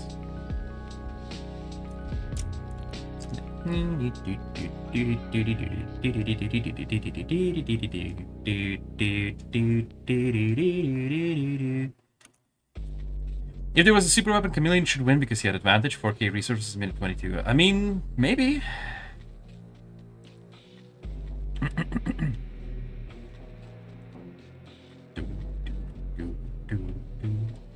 So, the Coast of Claws. Last time we had this map on Art of War 3 Masters was in February, and that was not a good time for those teams because on 3v3 this map is kind of vicious. Two naval players start here and here, and that is kind of hell because the first player to win is the first player to actually build naval platforms. How to be a tester? We make testing applications. We open testing applications regularly. So keep up with the news on social media and in-game, and you will not miss it. Actually, a tester application is going to open very shortly. I think it will be next week. So keep an eye out for that. Wasp is going to be here. If Wasp is going to have a significant advantage here for Chameleon because he's going to be able to use it to collect these naval containers without actually having to go water. Sigismundi, though, does not care about that at all. He has given up on water entirely and is going to focus on land, pure land. That might be a mistake. These naval containers are going to give Chameleon a significant advantage, but also, I don't know. I'm not a pro player.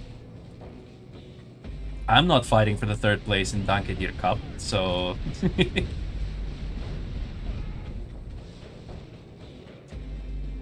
DANKE DIR. After that battle, it's kind of tough for me to get back into the flow of commentary, but Chameleon is up to level 3 on his base. Sigismundi is up to headquarters 3 on his base as well, and it looks like this supply center is actually going to be quite vulnerable. You know, I think if I was Chameleon in this, I would actually consider going for Barracudas. Maybe 1 or 2 Barracuda would be quite enough to apply a little bit of pressure from the sea here, but you would have to spend a significant amount of resources. So maybe if I want a large container or something like that, or maybe since he was able to get a lot of naval containers, I don't know. We'll see. He's upgrading his headquarters, and Sigismundi is not, so I guess, you know, there's the economy advantage for you. I think Chameleon might secure himself a very, very powerful lead with these extra resources. He's going to be able to upgrade his headquarters that much faster. Large container did not get captured by Sigismundi, and he's going to try to secure it again, but this time with also a Cerberus behind him. Cerberus ready for action. I can't build back after deploy power plant, even I use emergency. Because that's the patch that happened today. If you haven't noticed, there was a patch today. When you log into the game greets you with a nice, lovely news message where you can read about the newest updates. Imagine being Manifestation Divine if you are not a pro gamer. I don't need to be a pro gamer. I will have pro gamers serving me in my employ. Chameleon went for the Ripper. Interesting. He chose to go for the Ripper in this fight.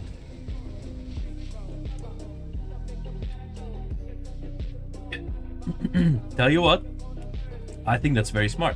Why? Because on this map, you don't really have a lot of room for maneuver. There are 2 very tight corridors where you could even try to enter the enemy base. And only they both kind of lead into this choke point. So realistically, you don't really have an avenue of attack. If a tester tests new units, new feature like this, you have to sign an NDA. Yeah, kind of. I mean, if you get kicked, if you leak stuff, you get kicked and forever banned. Ponder is new apostle. Thank you for the subscription.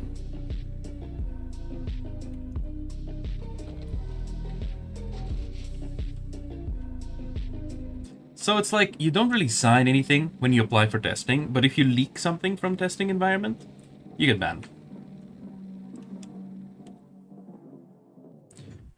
Chameleon sends out a hawk to try to scout to see exactly what Sigismundi is doing. Let's find out.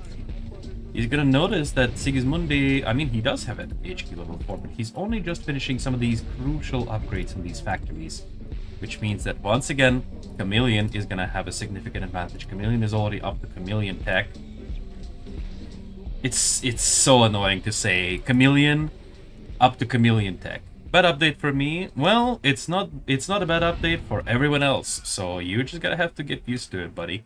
If you want more reasons on why this update was made, this is basically a change to improve the flow of early game deployment. The change also includes extra energy on the headquarters and extra resource production, so you can actually start by producing a con yard and a supply center right away without running out of power. It will streamline the deployment process, make the game more fluid for everyone, especially new players. And you guys like having new players, right? I have 2 funny and good battle replays for you. I mean, next time I stream is gonna be Wednesday, but you know, maybe I might consider doing something like that. Maybe I can like review some battle replays on stream. That could be funny. That way I won't have to play if it's not event. If it's not during event, because during event I would prefer just playing the game myself. Once again, Chameleon is checking that there is no naval presence for Sigismundi, and once again there is not. And also Sigismundi is making a critical mistake by placing the most important vehicle factory right on the shoreline, where it's going to be very easily pummeled by the Salamander. So let's see if that is going to work out for Sigismundi. I don't think it will. He's opting to go for the Zeus Overlord, which is my choice as well, but with that, you kind of realistically do want also some torrents. You need some ballistae. Entire 3v3 battle will make anyone laugh. Yeah, alright, you know what? Sure, send it my way. Maybe I'll record a video on it. Maybe I was thinking that I could branch into some more content. And you know what? If people like watching if people like watching me for Art of War 3, then sure, I'll make some Art of War 3 videos. Maybe not tomorrow, or maybe tomorrow. I don't know. We'll see. Okay, no promises.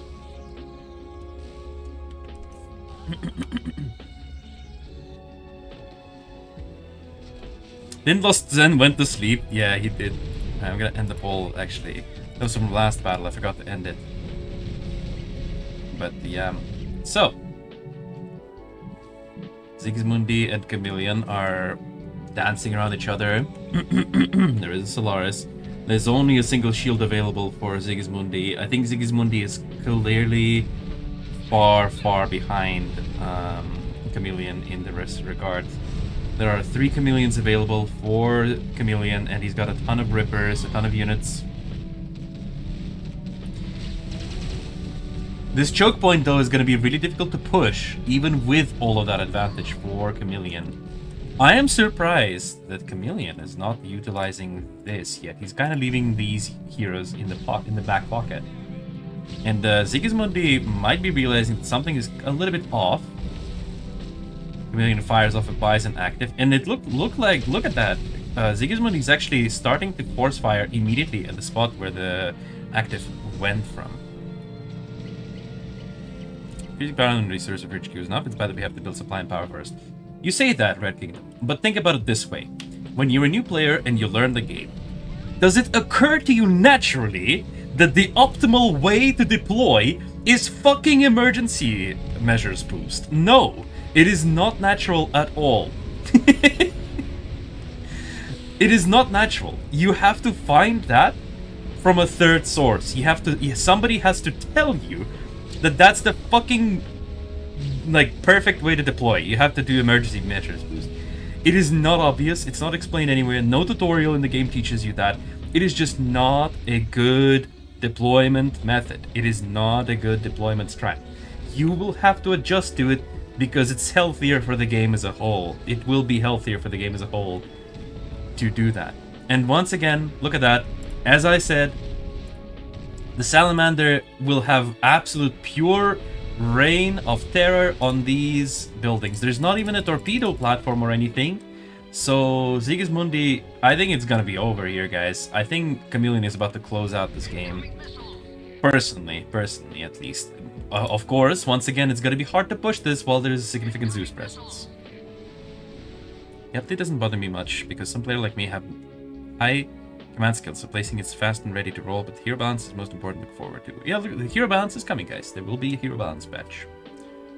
Salamander sneak is sneaky. Yeah, dude. And I called it. I called it so long ago. Like, it was very evident, especially considering how open Sigismundi's base was from this side, and how recklessly he just left it open.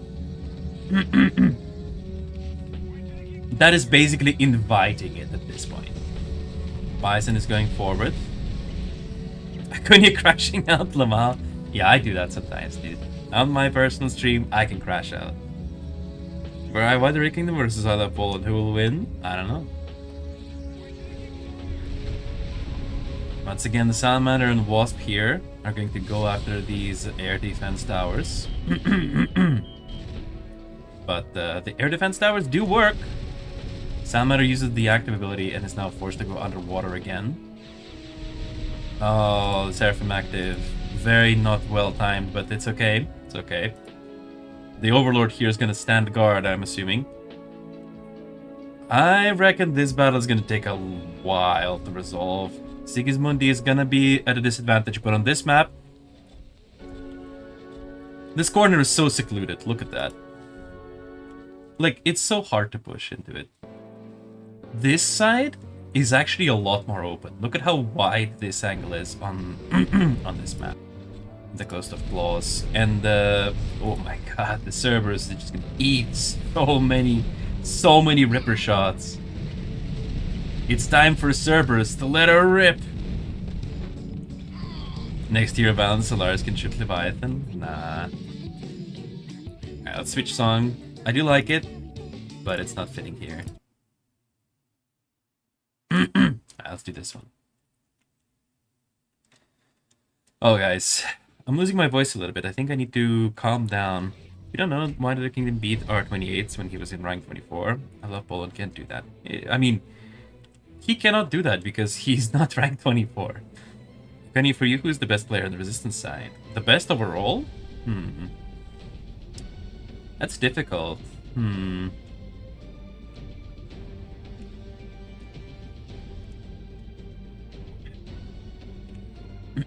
I don't know, actually.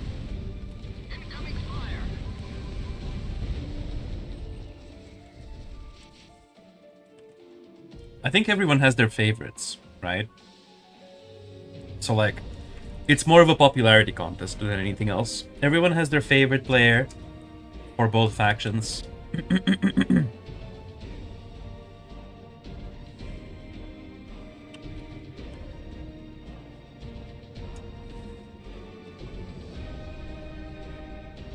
But it doesn't really, like, mean that they're the best, right? It doesn't necessarily mean that they're the best player. It just means that they're your favorite player. The Seraphim maneuver is coming in from Sigismundi, trying to maybe scout something or sneak something. Oh yeah, he does manage to scout it. This Seraphim scout was definitely worth it. He now realizes that he's in grave danger. A Salamander once again is going to just roll out of the water and is going to go at it. He's going after the X facility. What is Sigismundi doing? He's not really doing a whole lot right now. He's not doing a whole lot with this army, but he is moving. The Cerberus is moving forward to try to contest the Salamander, but Salamander is going to do a ton of damage. It's more of a distracting measure, isn't it, at this point? Because, like, what is Sigismundi going to do here? He does not have an air force to contest the nuclear launcher. And he doesn't really have a hero to go and try to snipe that nuclear launcher either. So actually, he might have to do exactly what he's doing right now, which is actually an all-out frontal assault. Chameleon is forcing a frontal assault out of Sigismundi here by just the threat of the nuclear launcher alone, which he is building, it looks like. The strongest resistance might actually be DANKE DIR. That is possible. I'm not certain. I'm not certain about that, though. DANKE DIR doesn't play a lot. He used to be. In the past, I would say absolutely. But he himself would not call himself the best resistance player, because he doesn't play that many games. But he is definitely one of the strongest players. Bison is very out in the open, but so is the Solaris. Is eating a lot of shots and it's actually going to go down. It looks like this assault has been doomed from the very start, as Chameleon has set up a kill zone with these Rippers. It is not good for Sigismundi. He does not have... He's realizing now that he is quickly running out of time. The Salamander is still there in the water, just threatening him constantly. The Seraphim is going to be scouted by a hawk. But did Chameleon see it? Did Chameleon see the Seraphim? I don't think he saw it. Critical error by Sigismundi. He left his overdrive. Oh no, he's left his overdrive. He does have the active ability though. Actually, he's gonna be able to... What? It still goes? Oh, that's bullshit. Oh, that's bull, bro. I would be so mad if I was Sigismundi right now. Loses most of his command points to that strike, and actually I think that's gonna be GG for the whole game, because now he's left with nothing but Zeus and Shield.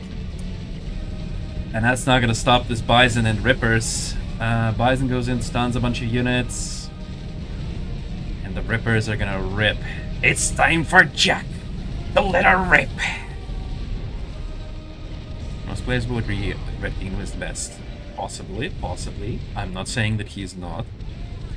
I love Poland because he's ranked 28, but Red Kingdom is in low league in higher rank, but why Red Kingdom is better controlled? So very possible. If DANKE got to practice properly again, he would be the best. Keep in mind, DANKE is one of the few to consistently beat Tracy at his peak back then. That's very true. You also have to say that, like, if Tracy was playing the game right now, he probably would also be, if not the best, then maybe one of the best resistance players. And back in his prime, Tracy was the best player. Back, what did I miss? We were just yapping and watching this battle. The battle is pretty one-sided, to be fair. I think Sigismundi has never stood a chance since he decided to give up water. I think that giving up on water was the crucial mistake that he made early game. Obviously, I'm not... Who am I to speak, right? Like, I can just speculate. I'm but a fly on a wall watching these players fight it out, but from my high perch on the wall, I see that perhaps it was a mistake to let the water stay unguarded. At the very least, if you're giving up on water, maybe build a couple torpedo platforms there. Alright, so that battle means right there that Sigismundi is gonna lose to Chameleon, and Chameleon is gonna take third place in the tournament, which means he is going to get 10,000 gold credits, and Sigismundi is gonna get 5,000 gold credits. And now we're gonna have the final best of threes between Strateg 2 vs 2 and Hero Turtle. So actually, Confed will win. Finally, a Confederation W.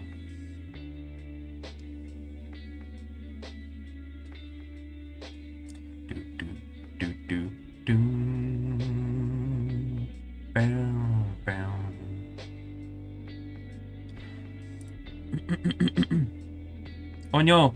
Oh no, guys, I misclicked and accidentally started Opera GX. Close it, close it. Closed it. I saved it. That's the power of Nuke. You can't stop it once it's activated. I mean, you can, right? It does have a launch time, but it like launches sooner than the beam does. The beam launches at like 5 seconds or something like that, and the missile launches at 15, if I remember correctly,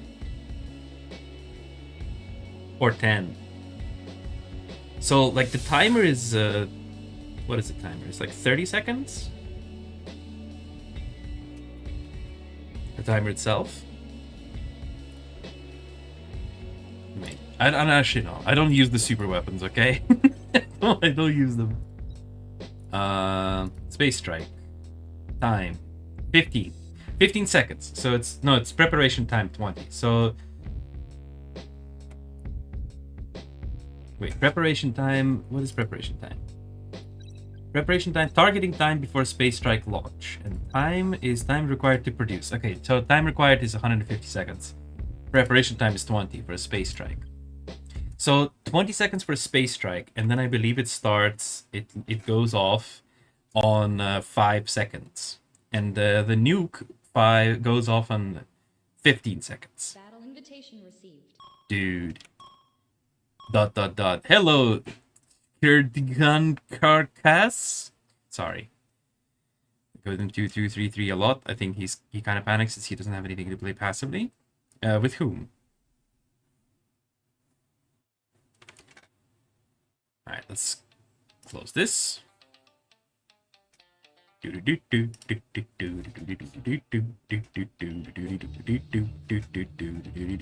match, the first battle between Hero Turtle and Strateg 2 vs 2 will start soon. As soon as the Strateg 2 vs 2 actually joins the lobby, and then they pick the map. By the way, guys, use this time to actually stockpile on snacks. I might pop some crisps. I have a bag of crisps available.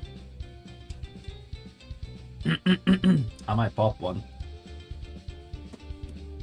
The space system last 5 seconds are unstoppable. Yeah, that's what I'm talking about, right? Like the unstoppable timer. Because for the battle there, it was he destroyed the nuclear launcher quite early, but the nuke still went off.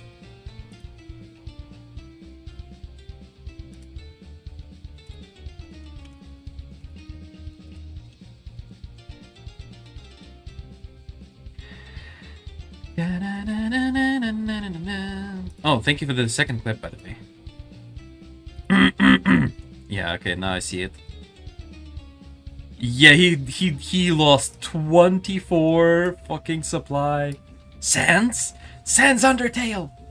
Yeah, it's the Sans Undertale, but if he was Japanese, it's Japanese Sans Undertale.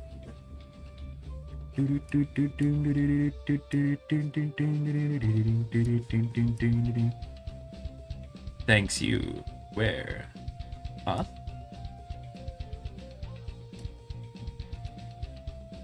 Where what? Sorry. Anyway, I'm gonna get some crisps. Guys, get some snacks.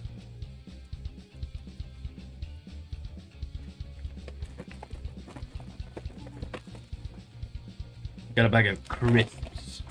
Sponsored by Lay's. This tournament is not sponsored by Lay's.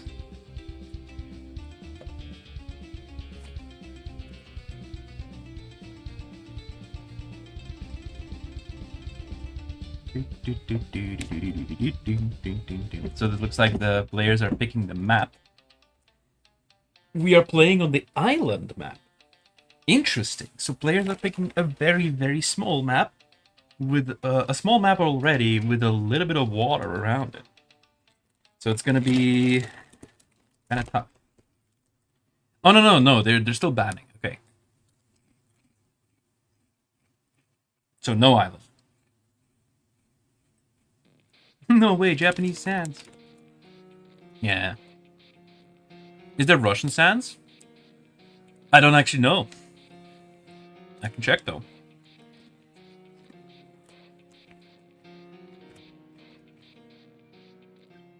It starts with oh, it's a good song, but I need to skip it.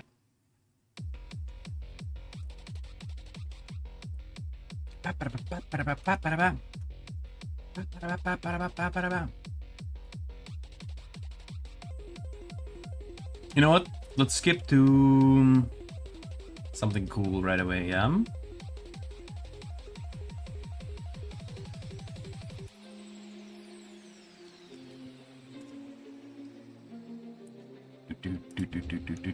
The battle is off! Hero Turtle in the top left corner, and Strateg 2 vs 2 in the bottom right corner. The map, I forgot the name of this map. Actually, for Gore, this is the map. Fort Kaiten. Oh, it's Fort Kaiten. Yeah, it's Fort Kaiten. Fort Kaiten. Izigmundi was playing double tap like each so. Izigmundi. Yeah, he was kind of double tapping there. He was kind of double tapping.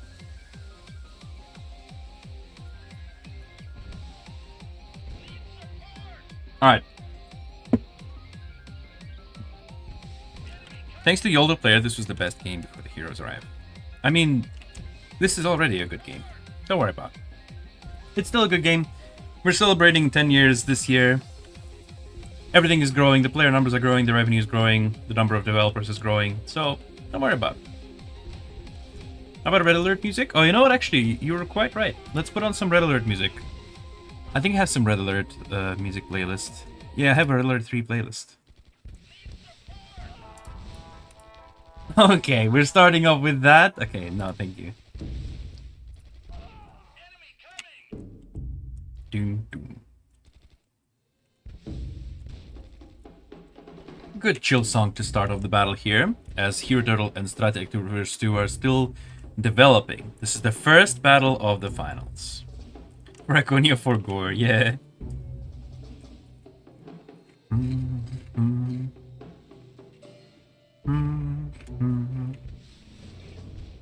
Spawn lazy, they make heroes instead, lol.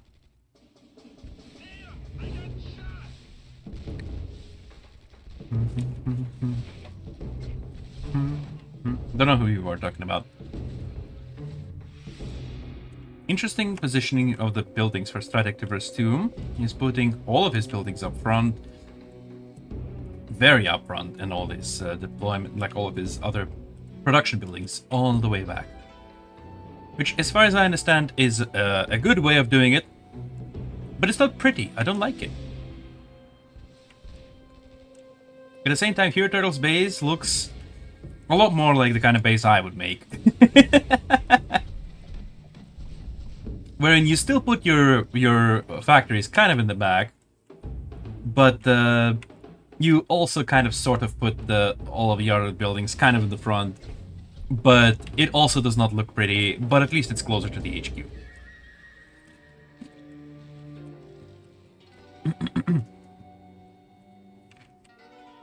Okay, actually, let's skip it.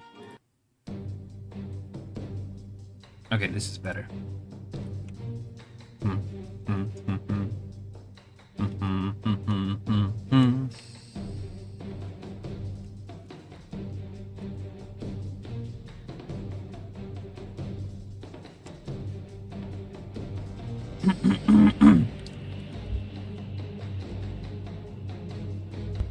Both players are sending their infantry forward to the large container here. Hero Turtle is going to meet the first wave of assaults with a Cerberus, and Strateg's Cerberus is also close following back. Chat, it's 2 in the night and I just can't sleep. Then watch some battles, bro. Oh, interesting that the Cerberus actually switches to the rocket launcher when fighting another Cerberus. I did not know that. But, yeah. Okay, take your time, honey. It's like watching sumo fighters fight each other, right? They were like standing there. Oh, these sumo fighters, bro. Okay, it looks like Strateg is gonna prevail on this large container, but there is actually a Zeus coming in. Is this gonna make a difference? Strateg loses a Vertex, and there is also a Zeus available for Hero Turtle. Hero Turtle still also has a Vertex available. The Strateg has a second Vertex here flying around as well. The Zeus does go down, but the container is still being claimed by a lone assault. He needs to take that assault out, which it seems like he's going to try to do with this Vertex, but he needs to be very careful not to lose the Vertex to the other Vertex. Oh, okay. Commenting on the same faction battle is going to be a little bit tough.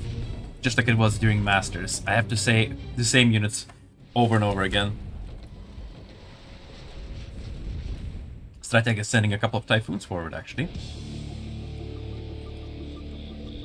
As well as the Hero Turtle also has a Typhoon and 2 Overlords, which 2 Overlords kind of make up 2/3 of a Typhoon. Both players are going to fall back now, but this looks like this large container battle is going to be in favor of Hero Turtle, and he's going to get a bunch of money.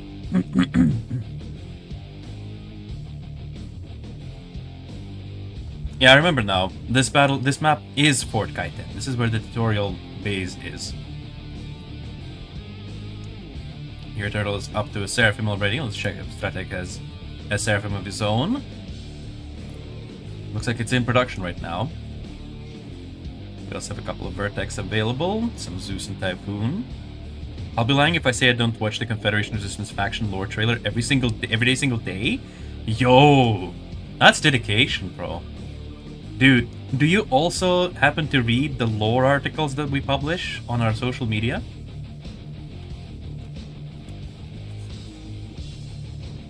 And the short stories that I write?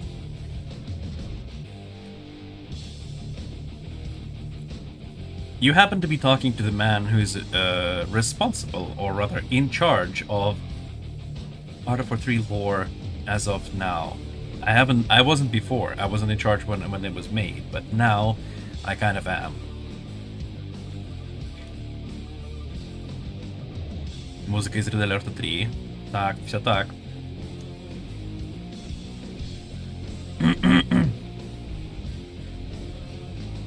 Hero Turtle upgrading everything as he's now up to headquarters level 4, and Strateg 2 vs 2 is a little bit behind him there.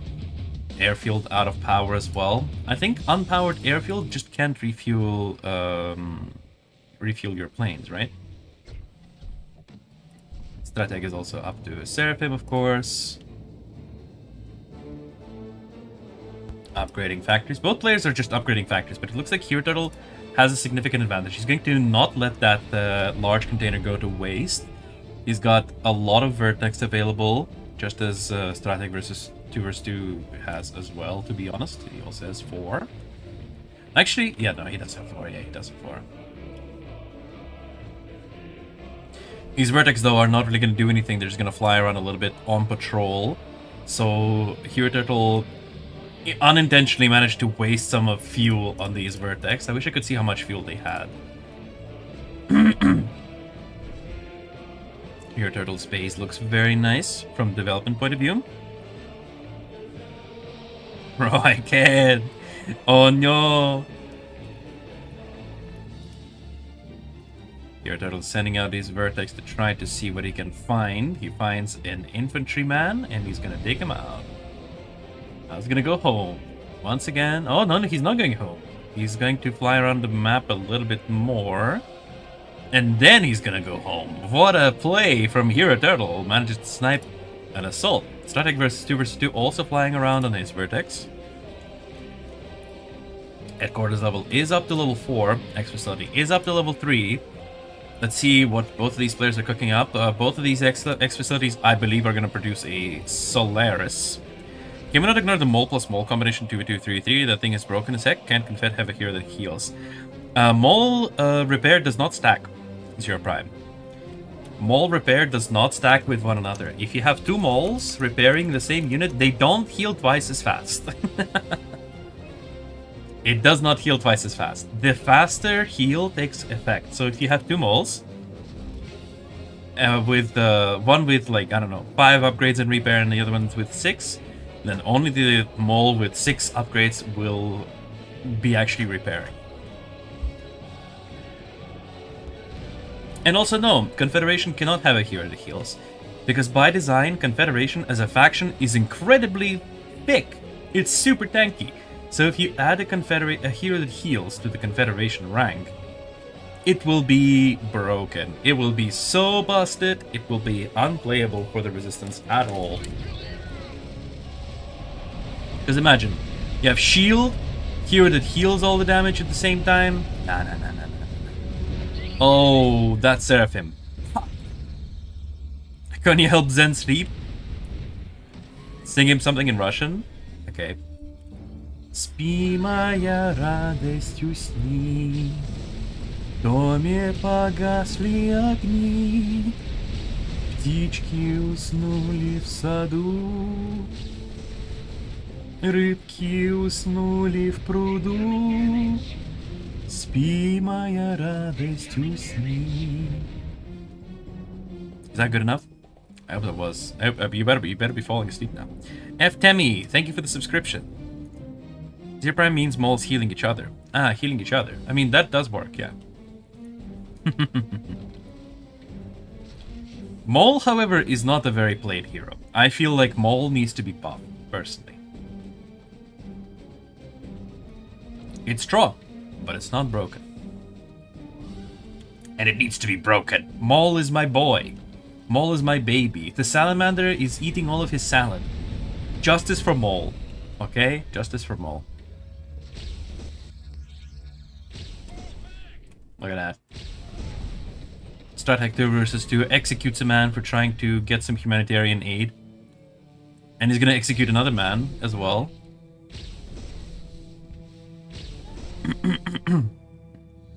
But at the same time, Hero Turtle here is going to push right in the back of Strateg's base. He's going to use the fact that Strateg sent his army over here to claim this container, and he's actually going to take advantage of that by pushing the base. Look at how much damage the Solaris can do unpunished, completely unpunished. Takes down 2 administrative structures, and he barely takes a scratch of damage back. The Strateg Solaris moves a little bit out of the line of shields, but there goes Psion. Stuns an Overlord and a Solaris, and the Psion by itself is enough to force the entire Hero Turtles army back. He steals 3 Typhoons and an Overlord, which is not exactly the greatest catch for Strateg, but it's going to help a little bit against the incoming Vertex from Hero Turtle. It looks like Hero Turtle is going to be forced a little bit back. The Solaris did survive, so at least that's good for him. He's going to be able to repair him. Maul feels so Arabian themed, honestly, somehow. How? Is a miner. He's just a miner. Maul is underage. No, I'm just kidding. Maul is not underage. By the way, guys, I have seen the Seraphim and Maul avatars, and I can say for a fact that Maul is definitely not underage. Any Warhammer 40k theme? Maybe a bit later.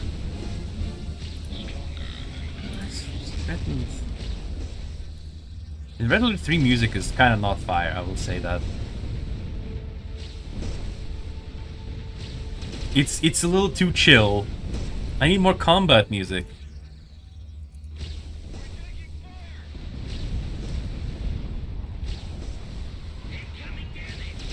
Don't I have a playlist that's just Red Alert 3 combat music?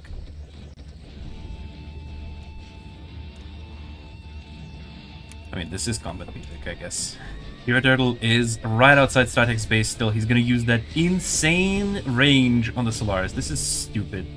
He's gonna take out that supply center, and Strateg cannot do anything about it.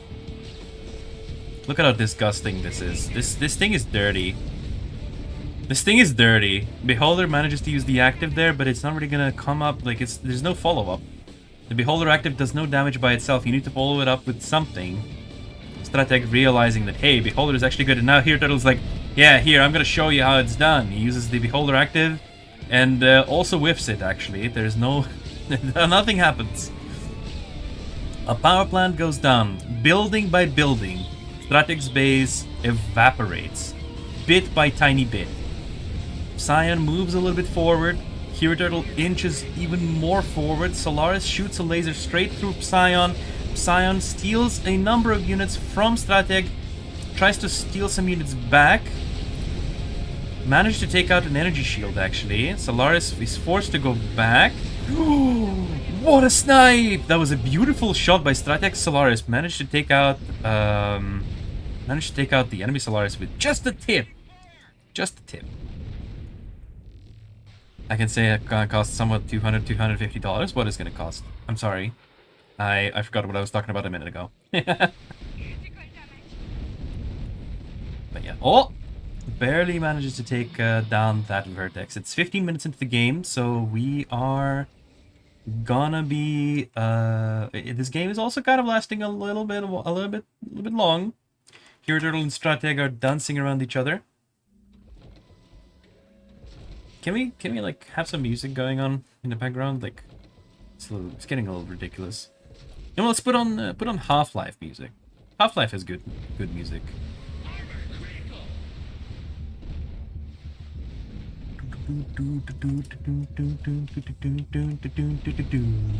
Hero Turtle tries to scout something with his Vertex, but manages to only lose a couple of them. The Strateg controls his vertex and does not lose any of them.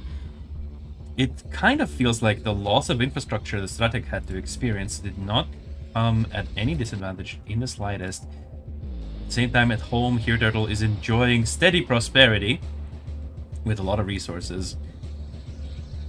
The Vertex are gonna fly over here and try to deal some damage to Strateg's army, but remember that Strateg also has his own Vertex. Well, what happened to the Avatar? Nothing happened to the Avatar, it's fine. Oh, the Avatar? Oh, like my Avatar. Oh, no, it's the Seraphim and the Mole. Oh, right. Yeah, these avatars are gonna be, they're gonna come as expensive offers. But remember, you're not buying the avatar, you're buying the thing that's in the offer, right? And the avatar. The avatar is like the cherry on top.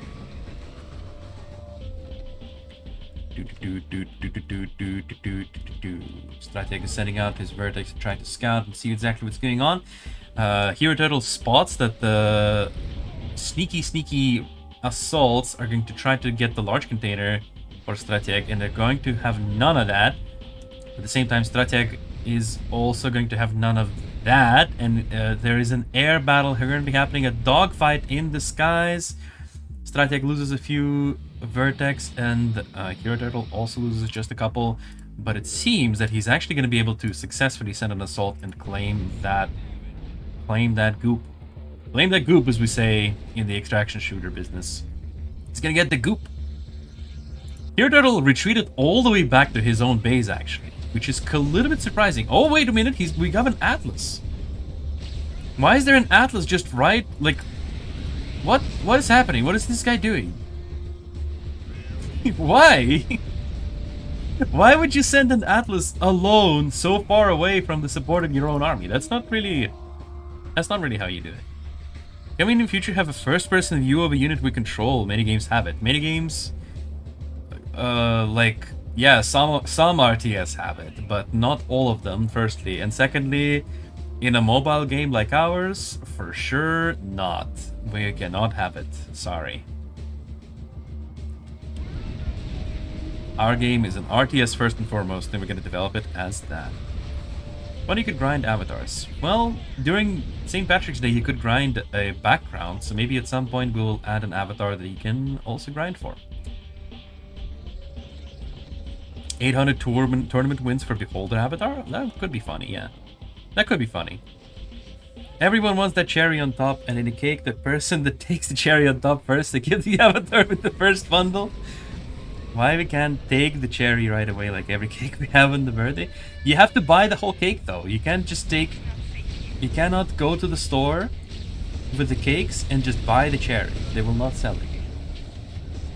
A nice Atlas active going out here, but not really going to accomplish very much considering that it is... Ooh. Oh, I think both of these shields are now actually under Strateg's control. Yeah, both of these are now under Strateg's control.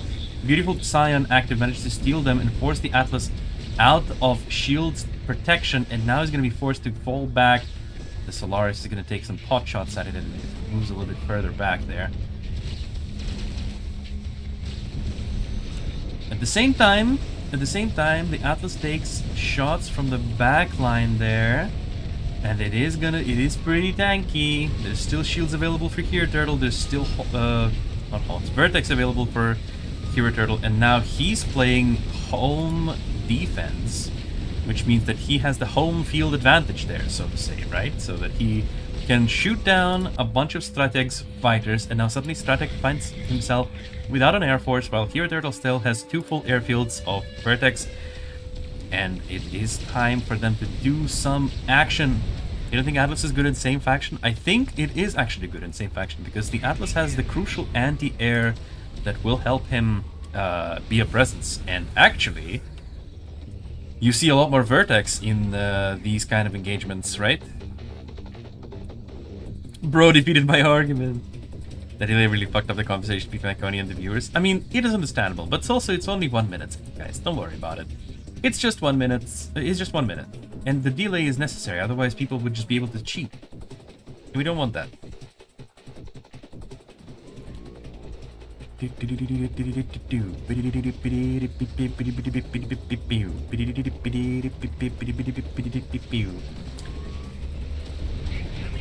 Like, look at that. This fully upgraded rank 27 Atlas is gonna do some work now. His frontal shield gets activated a little bit prematurely, though. We do not like that. We do not like seeing that.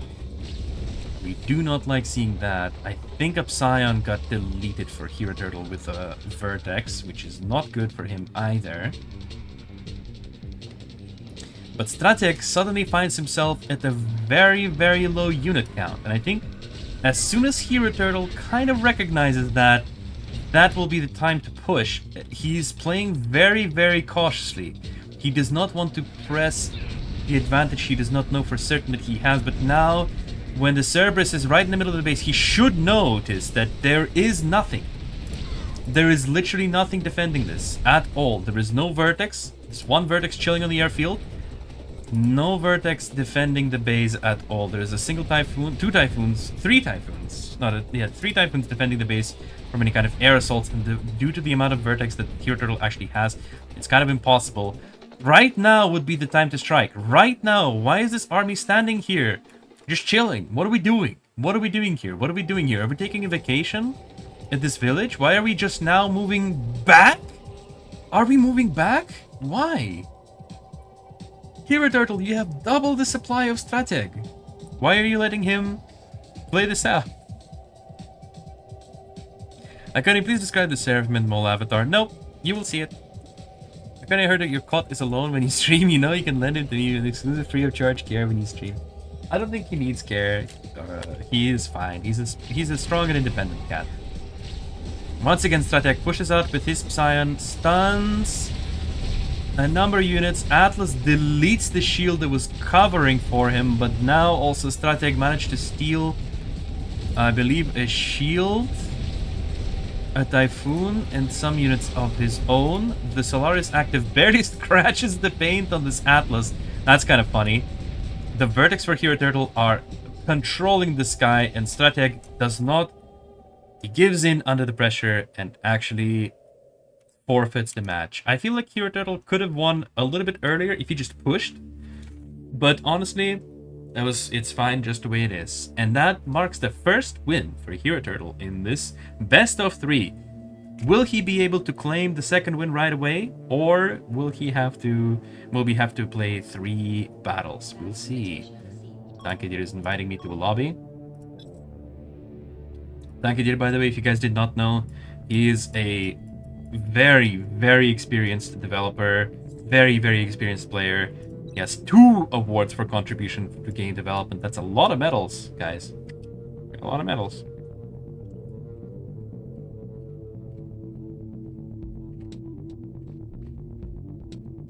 I know it will be so immersive, but it's very rare to have it. There's a chance if it releases on Steam.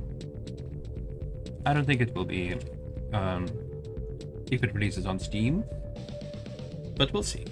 I'm not going to say no, I'm not going to say never, but we're not planning that.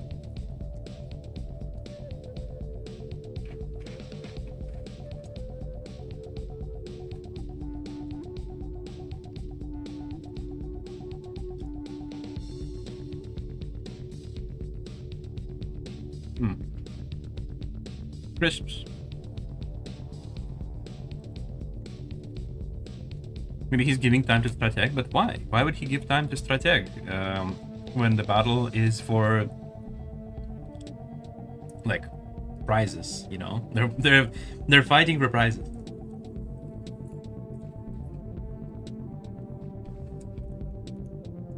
The players are picking maps.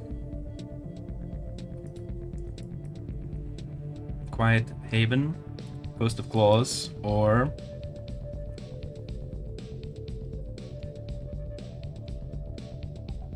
oh, I think Strateg might be feeling a little bit discouraged. Let's give him some words of encouragement.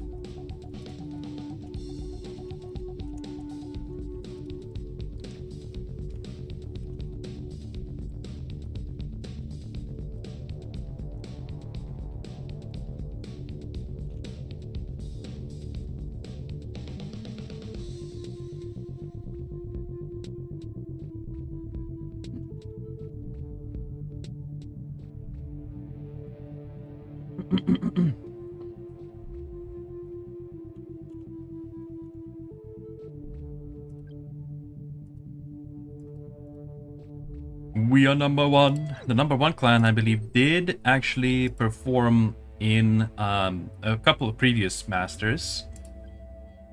Strateg Doers 2 is from that clan. I believe he actually did perform in the masters as well himself. I recognize that name. He has a lot of medals. Rank 24 player. And Hero Turtle, once again, to remind everyone, he's from the Call Me God clan, who is also a winner for first place and 2 awards for third place in the other 3 Masters tournament with a ton of medals. Hero Turtle himself has been awarded for third place twice, and he has a huge win rate and also a crap ton of medals. That's a lot of medals. But yeah.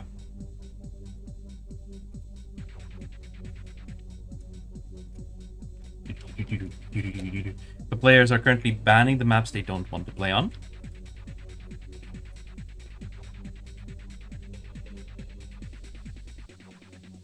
Needs to be rework on mines, useless in late ranks. In the Masters tournament that we have had last week, mines were utilized. Maybe not to the greatest extent, but a mine, when it works out, is huge value. You just need to plant it somewhere where it actually, will work. Don't underestimate them.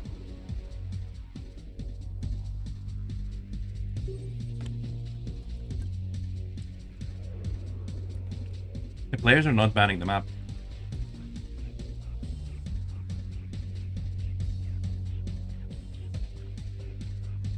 Guys, about the event, don't ask me. We never spill the tea on when events will come. I'm gonna just say that the event will come soon. How soon? When? You will find out.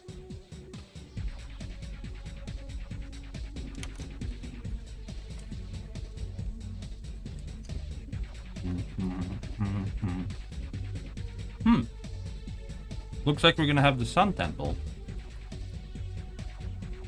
as our second battle.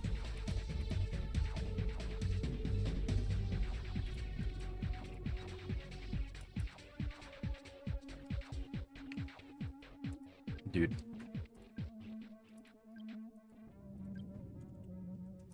Readied up.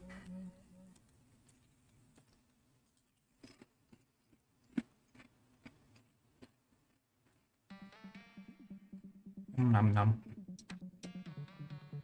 So guys, get some snacks. This is the second battle of the final of DANKE DIR 1v1 top between some of the best players currently in the game.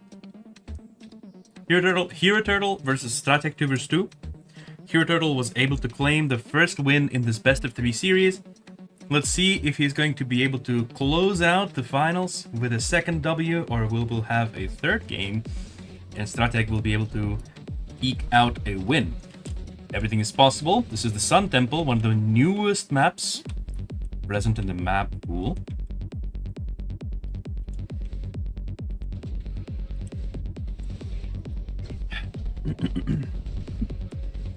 Hero Turtle pushes very aggressively with his base deployment, but Strateg actually deploys even further forward, and he managed to deploy his barracks on the low ground.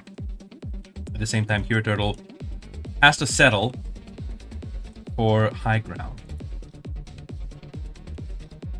Very curious how Strateg, despite having the similar HQ placement, was actually able to place, I guess if Hero Turtle placed his construction yard a little bit more to the left and forward, he would be able to also deploy his barracks on the low ground there, but Strateg is going to deploy on the low ground here. That's Helltaker music? Yeah, that's Helltaker, yeah. Helltaker Alchemy. We do like that. Alright, from now on, by the way, it's not a playlist. From now on, it's just going to be autoplay from YouTube. Man, Iconi, your music choice is a huge W. Thank you. I do like Helltaker music. It's pretty fun. Metzies is a great music creator. We have some tracks coming up that I don't know about after this, but maybe actually after this one I will change to some other playlist, because this seems kind of eh. I don't know any of the artists coming after this. Here Turtle guns down one of Strateg's assaults in the bottom right corner of the map, but Strateg sends another one. He's gonna try to scout and see exactly what his opponent is up to. Both players are gonna be upgrading their headquarters dome in anticipation of the coming large container fight.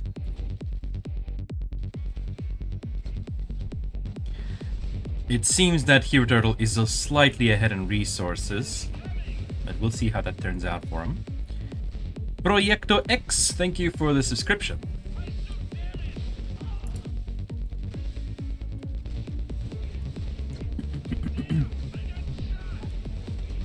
Yes. Very yes.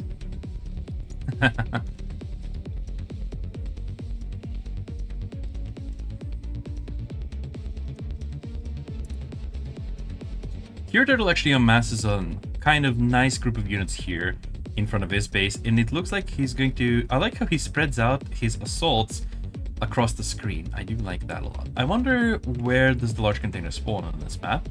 Or 1v1. I'm assuming it's going to be in the middle. This very beautiful plaza just kind of calls for it, right?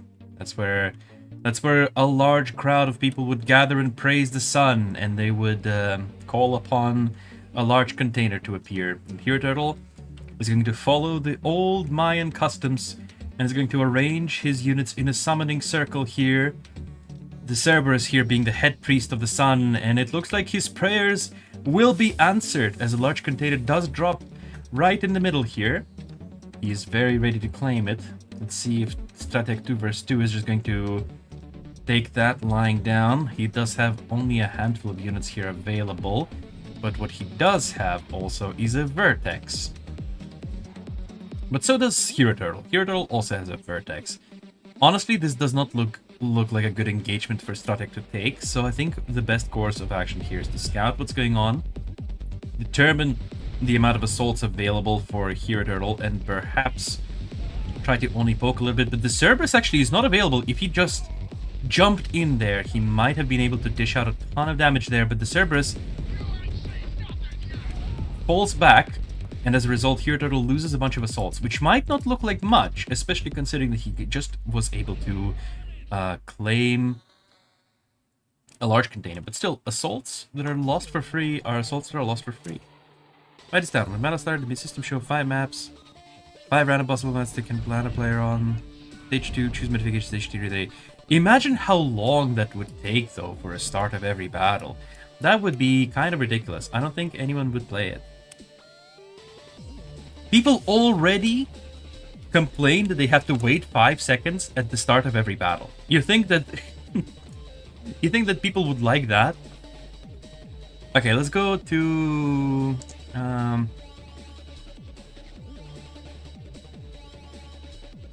let's go to this creator, actually. This playlist. This playlist has some songs in it that are some of the stuff I know and some of the stuff I like, but also some just random music. But yeah, this is Murder Drones. Murder Drones soundtrack is pretty good. I do like it. But yeah, it also has some other classics in there that you may or may not be able to recognize. Hero Turtle is going to move around the map a little bit with his Vertex, but overall it looks like he's feeling very comfortable. He's upgrading his headquarters, going for that base development. At the same time, Strateg is also clearly saving up and resources to upgrade his own HQ. He just got enough.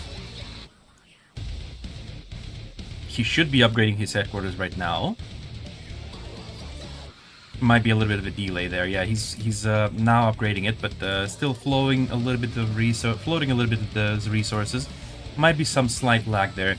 Interesting that Hero Turtle decides to put down a little special vehicle factory here in this right next to this bush.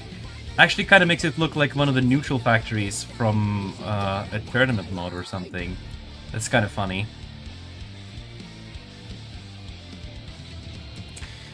But yeah, he scouted out his opponent, and he's well aware of where his opponent is. The opponent is located at the top side of the map. Here, Turtle, you are located at the bottom side of the map. Very well done. Both players are chilling, upgrading their factories, and I think while they're doing that, I'm gonna eat a crisp. I'm gonna eat a potato crisp.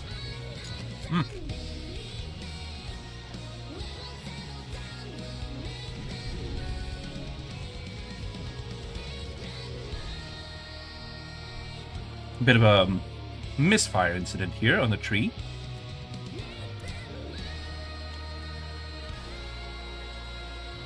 I bet Hero Turtle was having lots of fun when he placed that special vehicle factory down.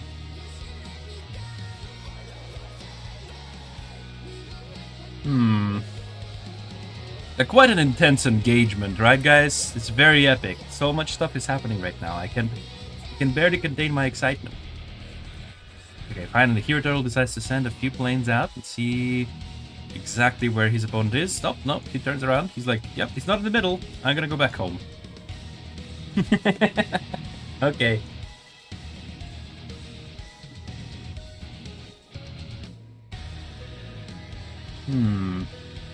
Yes, very yes. Both players decide to not even try to deploy their armies outside of their base. They're just holding ground inside.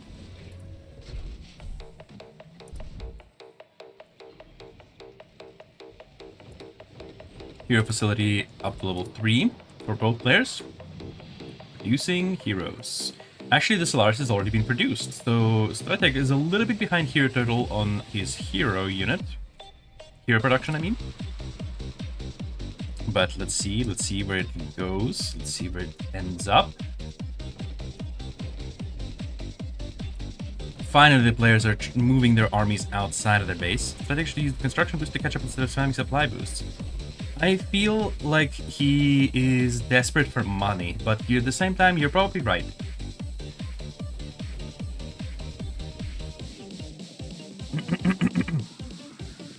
He's now spending his boosts on production. Oh, he's popped into a vehicles counter. He actually switches a lot of boosts. And Hero Turtle, he sticks on advanced supply. He knows he is ahead in base development, so he can afford to save up some resources, perhaps go to HQ level 5. He's in a pretty good position. He can probably see with the Vertex that Strateg 2 vs 2... Actually, no, never mind. There's the Solaris. So the Solaris is actually out and about.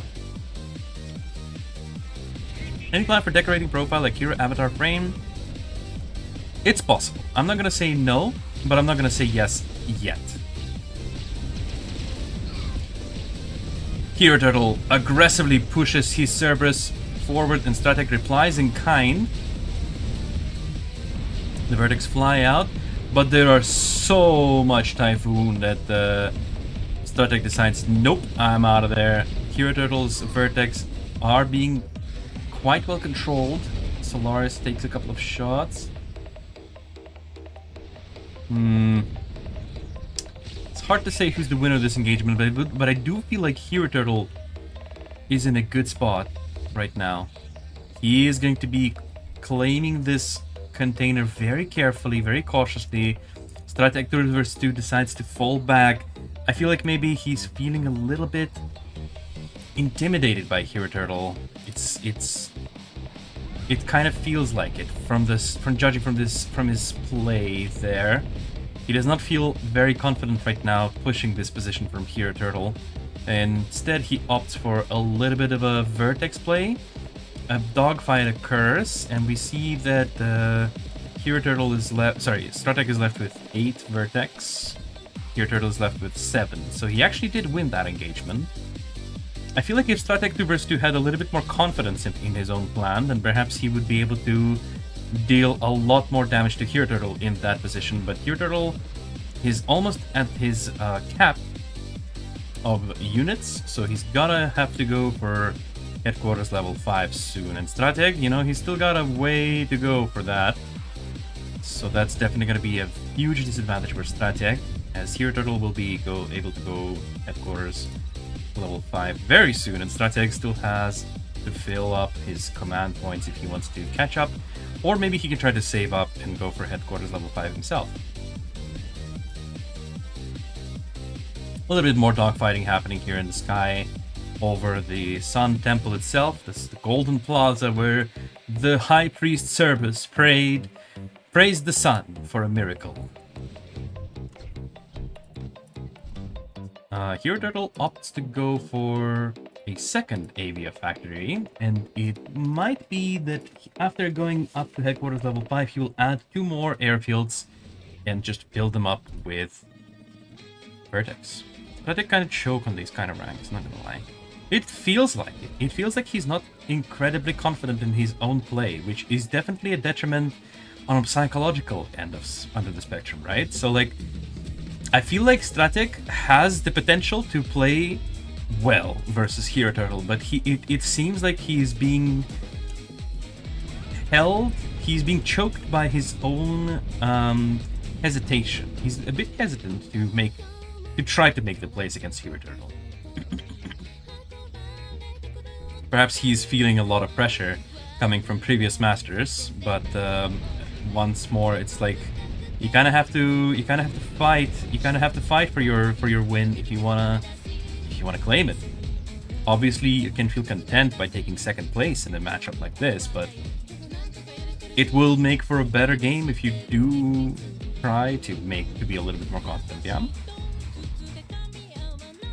Strateg sends out his Air Force. That's what I'm talking about. That's that little bit of confidence that we needed. We need to be slightly more in control of the map.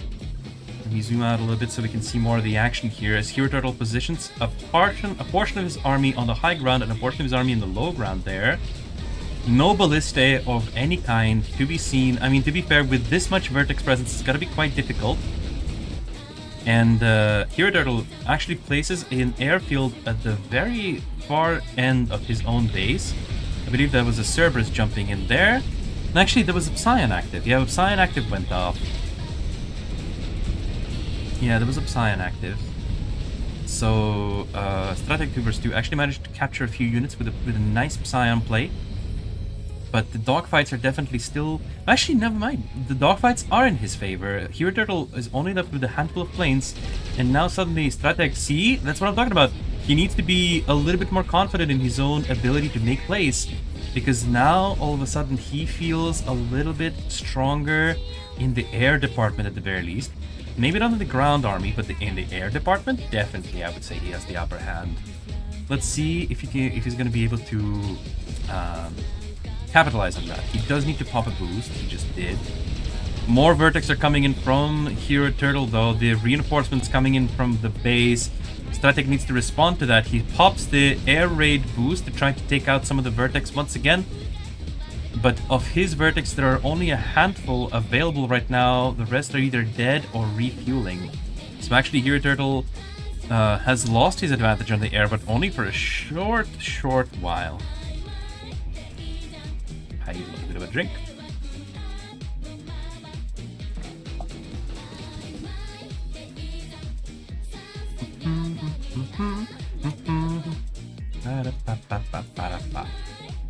And now, Hero Turtle has HQ 5.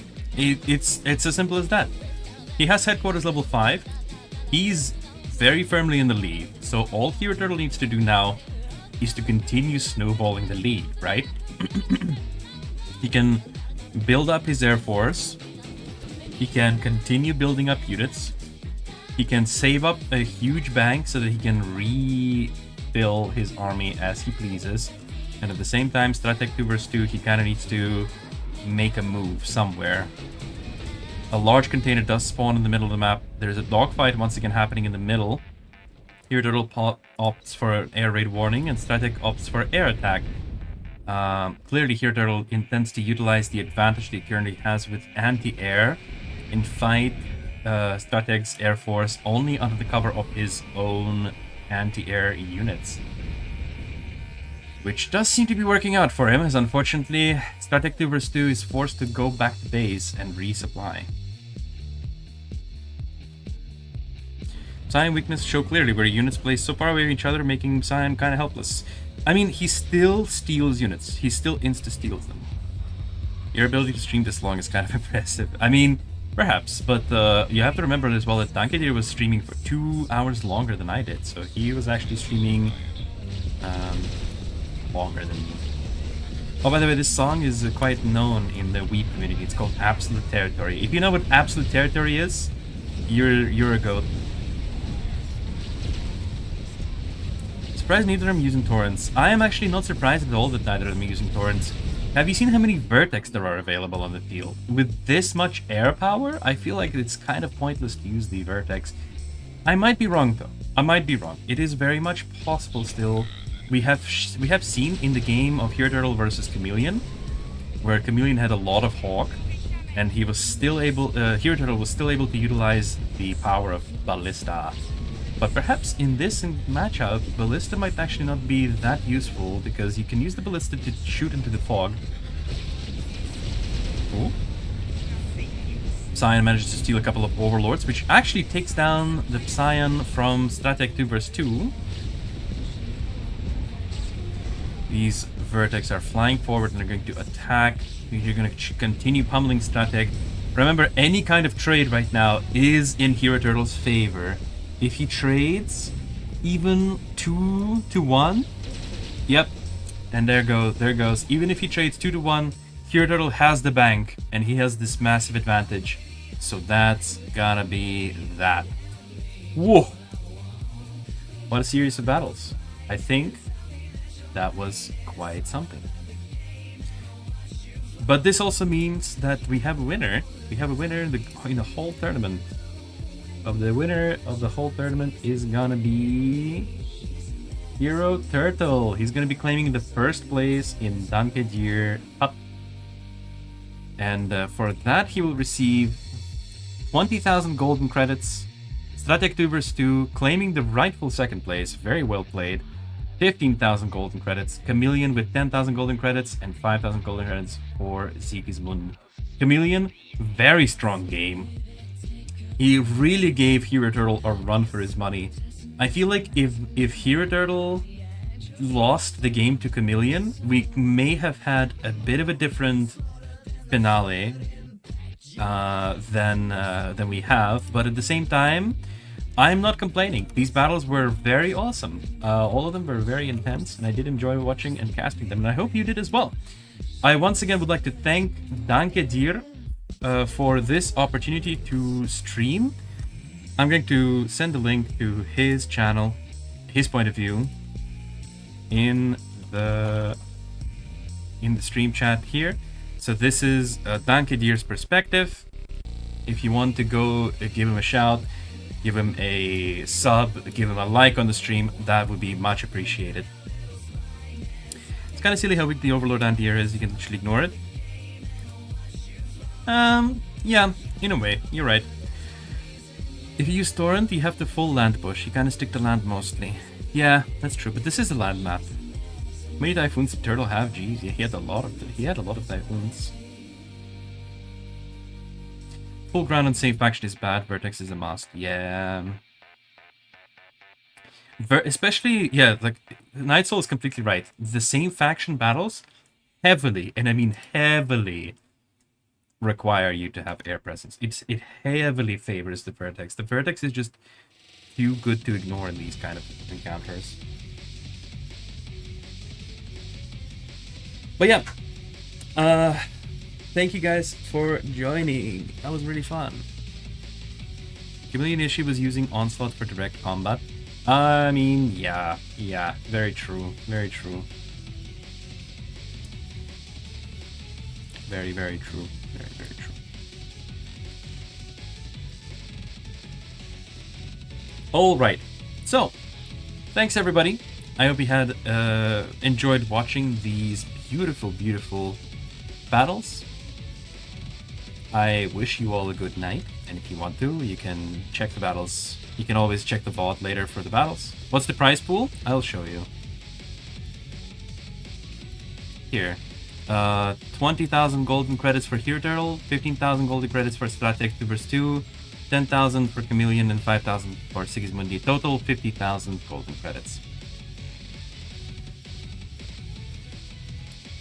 Alright, go give a shout for DANKE DIR. Check his stream. I just realized, by the way, that my comment about him would be like 1 minute late. But I hope you had fun. The VOD will remain available for you to watch the battles after I clear all the copyright strikes from it. And I will see you on the next stream. Bye bye. I'll see you on Wednesday.